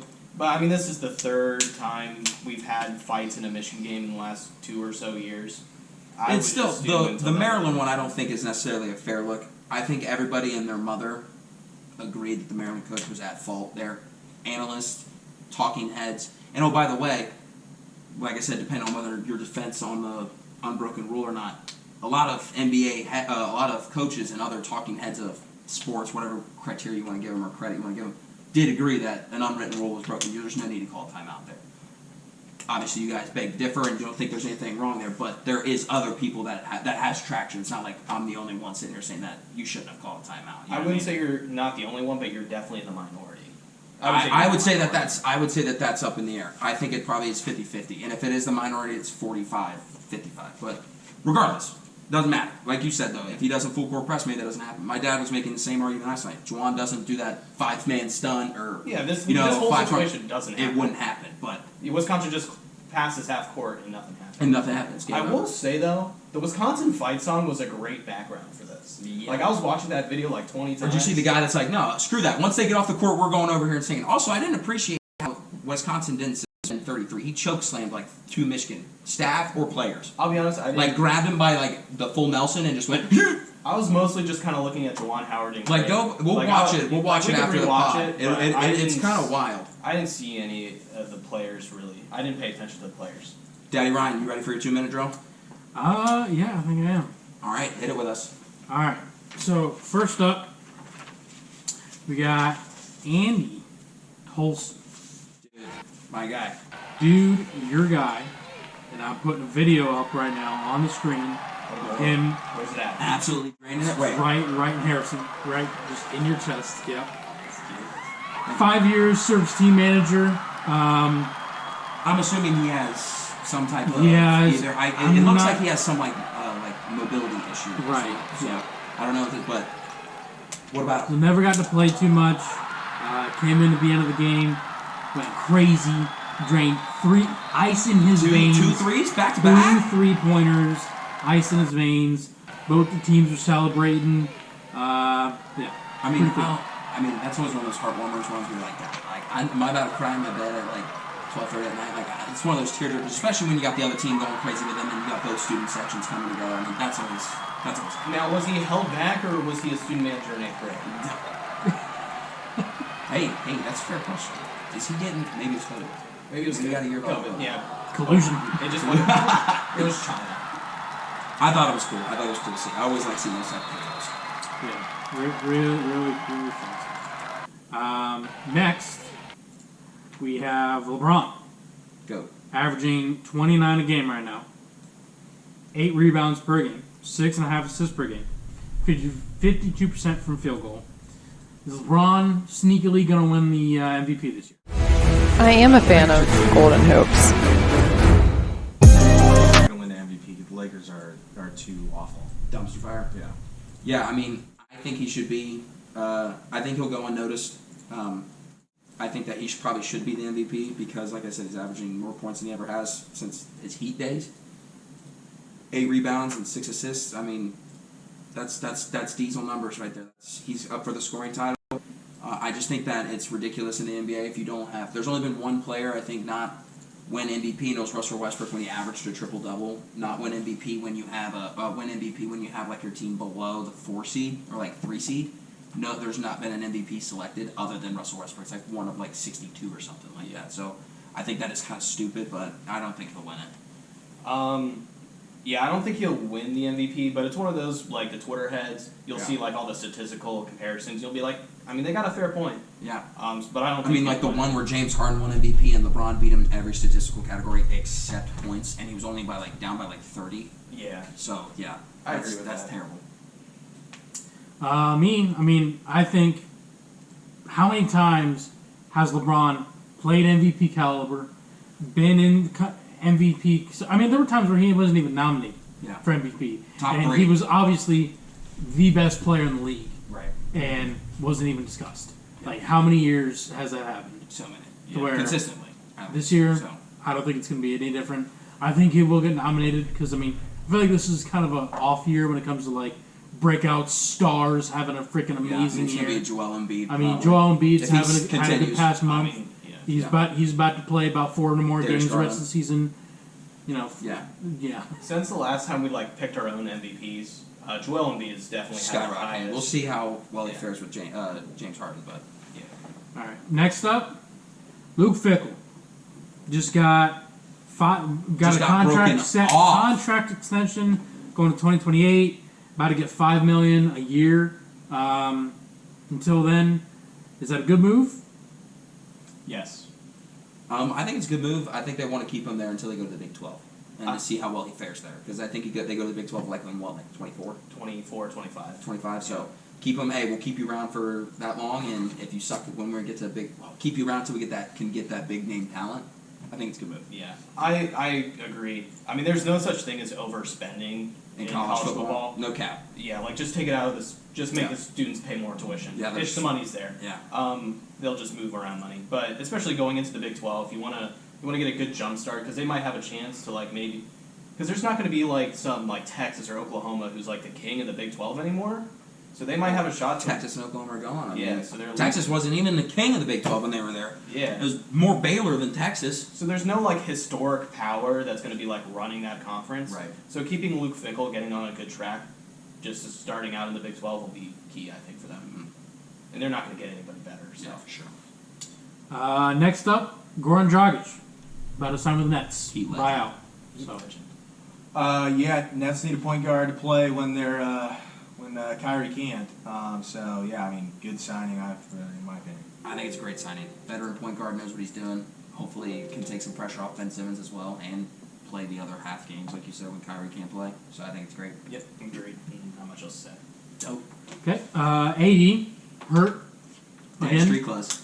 Street clothes. AD. Yeah. Who's more important to get rid of or move around or do something with this offseason? Westbrook or AD? Westbrook's ass. Westbrook is terrible at basketball. Mm-hmm. I don't know why any NBA team would honestly want him on the team. He sells tickets. Okay, well he's not. I'm Winning. trying to guess why. He's not winning any games. Keep AD. I mean, yeah, he never plays, but at least when he does, he doesn't make the team worse. Yeah. I don't know. I'm in a rock and a hard place. You want to go? I mean, it's simple. I mean, Eric said it. Yeah. I mean, AD, at least when he's playing, is something. Like, he has some value. I think Westbrook might bring negative value in terms of from a team sense. Yeah. I'm going to say move off AD. And the only reason I'm saying that is Westbrook is going to give you 30 minutes every night. He's going to get you points, and he's going to play every game that he can, unless it's due to severe injury or whatever. I think that LeBron can fix Westbrook. You give him another season or whatever. You give the coaching staff another time around. Maybe you can fix some of the things that he's struggling with. So I think move off of AD. I personally think move on from Westbrook. I think Same. kind of Will said. Same reasons. It's not even like we know he can play basketball, Yeah. but I don't know what's going on this year. He just can't do things fundamentally. Yeah. Like more turnovers than I think he's had. More ever. turnovers, and then he'll have a press conference where somebody brings it up. So it's like, oh, you had like the most turnovers you've ever had in your career. Yeah. And next game he doesn't have any. He scores like 15, 20 points. He's like, oh yeah, well how about that? Yeah, well, do that every night. Again. Yeah. And he can't. So I mean, when it comes to teams, when I think it's like playoff wise, who would I rather have in a playoff situation? AD or Westbrook? I'd rather have AD. I think Spread the court. You can make more plays in playoff time when you're going to have Westbrook in a playoff situation. Yeah, if he's by himself on his only team, he might drop 45 a game, but he's not going to win the series. Yeah. That's fair. And let's see, last up, Zion Williamson has not been in talks with CJ McCollum since being traded to New Orleans, and he hasn't been rehabbing with the team either. Is he looking like a bust? Or are we trying to do buy and sell on him? What do you think is going to happen? Concerning. I mean, Is is this this concerning? I mean, the Pelicans should be concerned. Zion clearly doesn't want to be there. He never plays. I don't know why the Pelicans would even want him there, besides selling tickets and everything. So, I mean, I would try and move off him. It's clearly not working. Speaking of selling tickets, they sent out an email for trying to sell season tickets for next year. Zion's name was not included on that email list, so I definitely think the Pelicans might be trying to move off of him. Interesting. I think JJ Redick had a really good take on that, and if you should go check that out. It was on First Take, so I think definitely get off of Zion. Yeah, I think you got to sell on him. I think he'll end up being a fine player. Yeah. Like where we projected him when he was drafted, he won't be that. The next LeBron. Yeah, Yes. he's not the next LeBron, but I mean, I think he'll be. I mean, fine. no, we haven't seen him. Fair. He can't shoot an outside shot. When he does play, he led the league in scoring points in the paint. But can't nowhere relevant. Next Ben outside. Simmons. Yeah. Right. Yeah, that's fair. But I mean, if I'm a Pelicans fan, I'm pissed. Yeah, I'm pissed as well. All right, that wraps up 2-minute wrap up. 2-minute wrap up. All right. All right, do you want to just real quick, because we're kind of running long on time here, best dunker of all time, NBA, in-game, dunk contest, whatever. Go. Vince Carter. Oh God, LeBron James. Probably Vince Carter. And Vince Carter too. All right, LeBron James has the best posters of all time. He does not. He's up there, man. He's up there. Don't tell him short. But. Vince Carter dunked over somebody in the Olympics, and it didn't count. When he went back to his Russian town or wherever he was from, they literally said that he has disowned and not let him come back. All right, guys. Last part of the game. Last part of the episode. Last thing we do. Pick'ems, game of the week. Baby. Games to be looking out for the NBA. You got Mavs at Jazz, February 25th. Grizzlies at Bulls, the 26th. Jazz at Suns, the 27th. Mavs at Warriors, the 27th as well. And then to wrap it up, Bulls at Heat, the 28th. Those are the games we think you should be looking out for. As you know, we pick them. We're hot.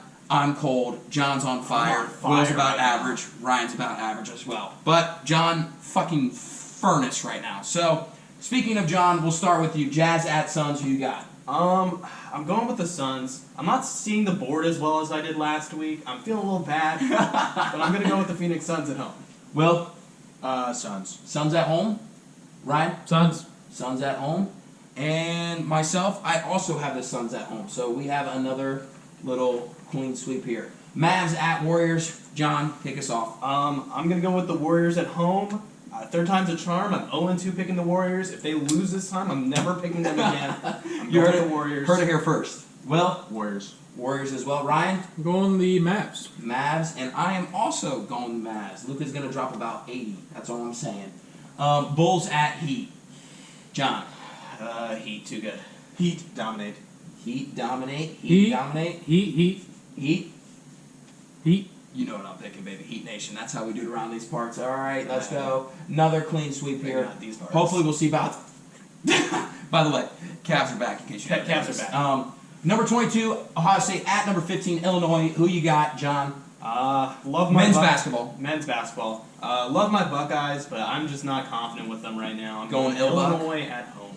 Battle for the Illibuck right here, baby. Hey, we're going to lose it, probably. No, taking the dub. All right. Ryan? Eli and I. Illini. Hey, go Illini. We got another sweep here. Let's go here. Ohio State plays so much better at home than they do on the road. I think they're about 500. So I'm taking Illinois. Number 3, Auburn at number 17, Tennessee. John, what do we got? This is a tough one. This is why I'm not seeing the board that well, I feel like. Auburn got their loss out of their system last week, but Tennessee's also hot right now, and they're playing at home. I kind of want to go Tennessee Volunteers. 10? All right, baby. That's how I like it. Well, who we got? War Eagle. War Eagle? War Eagle. I respect that. Ryan? Worry, go Tigers, whatever they are. They are an Eagle. I think. Tigers. I'm also going Tennessee here with John. Same reason. Auburn almost got upset like 2 weeks ago and did last week and got upset last week. So they're not playing their best basketball. Tennessee's hot, riding the hot hand. Go Vols. Last but not least, number 5 Kansas at number 10 Baylor. John, who you got? I'm rocking with the chalk. I'm going Kansas Jayhawks. I trust them more than Baylor. Kansas will? Yes. Ryan? Kansas. as well. Kansas? I am also riding Kansas. I picked Baylor 3 times, and they've been upsetting me every single time. So that's fine. Moving on to women's basketball. John, number 4 Louisville at Notre Dame. I'm going Louisville. Too good. They did good for us last week. I'm going with Cardinals. They're disgusting. Ryan? Ooh. Louisville. I'm also going Louisville. We got another sweep here. Number 8 LSU. Go Tigers. At number 16 Tennessee. John? I mean, go Tigers. Go Tigers. Ryan? Go Tigers. Will and I. Bull up! Bull up, baby! Let's go! 10 eyes, all I see. Awesome. Last one, number 5 Baylor at number 9 Iowa State. John, who we got? Well, we all picked Iowa State last week. Lost terribly. Got smoked. Got smoked by Texas. I'm going Baylor. Are you? Are you sicking? We'll sick them. No, sick 'em. Iowa State in a blowout. Blowout! Blowout. Hey, Calling my shot. Go Calling my go shot. Cyclones. Iowa State in a blowout. Go Cyclones for Will. I'm also going Baylor. Ryan, what do you got? Baylor. Baylor, sick 'em. Love it. Love All right, last hockey picks. Blue Jackets at the Hurricanes. Who you got, John? I believe Corpusalo, the Jackets goalie, will be out this week. I'm just going to go with Hurricanes. They're the better team to begin with. Safe picks. Hurricanes. Hurricanes. Ryan? Hurricanes. Hurricanes. And I also have the Hurricanes. Jackets do not look good right now, and injuries are a problem. Last but not least, Rangers at Pens, 2 of the best teams in NHL, going at it. John, bring us home. I mean, there's 2 close teams right now in the standings. I'm going Rangers. I just like Panarin. I think the Rangers are probably going to win the Stanley Cup. They have a good chance. I at it. wouldn't go that far, but they might get pretty far in the Stanley Tournament. Cup playoffs. So we'll Well, see. I'm going Pens. Pens? Yep. Daddy-O. Ryan? Rangers. Rangers. Death, taxes, and Sidney Crosby. That's all I got to say. I'm going Pens as well with Will. Those are our picks. We'll let you know how we do next week. This week, we did okay. I did terrible. I went 4-9. Literally went 0 on my women's basketball picks. John went crucial on his women's basketball picks, as he's always said. Best picker in the nation. Ride the money line. John went 7-9. I went 4-9. Will went 5-9. Ryan went 5-9. Overall standings: 18-29 for your boy, 17-29 for Will, 18 and 29 for John, and Ryan 18 and 29 for him as well. We have a three-way tie for first. I lost my lead. Yeah. Pissed about it. I'm hoping to get it back. Thank you guys so much for joining us, hanging out with us. We really do appreciate it. I promise you do. Do you appreciate it? Oh yeah. Will, you appreciate it? Always. He's a big Cyclones guy. Of course he appreciates it. I'm a big Nebraska guy. Ryan, do you appreciate it? I appreciate it. We appreciate it. All right, so we thank you guys so much for coming, hanging out with us. Follow us on Twitter. See the previous video. We love talking sports. We love having you. Leave us a comment on what you want us to talk about. If there's a specific game you want us to pick, let us know before the game happens. All right? Thank you guys so much for hanging out. We appreciate you so much. Tell somebody you love them. We'll see you next time. Peace.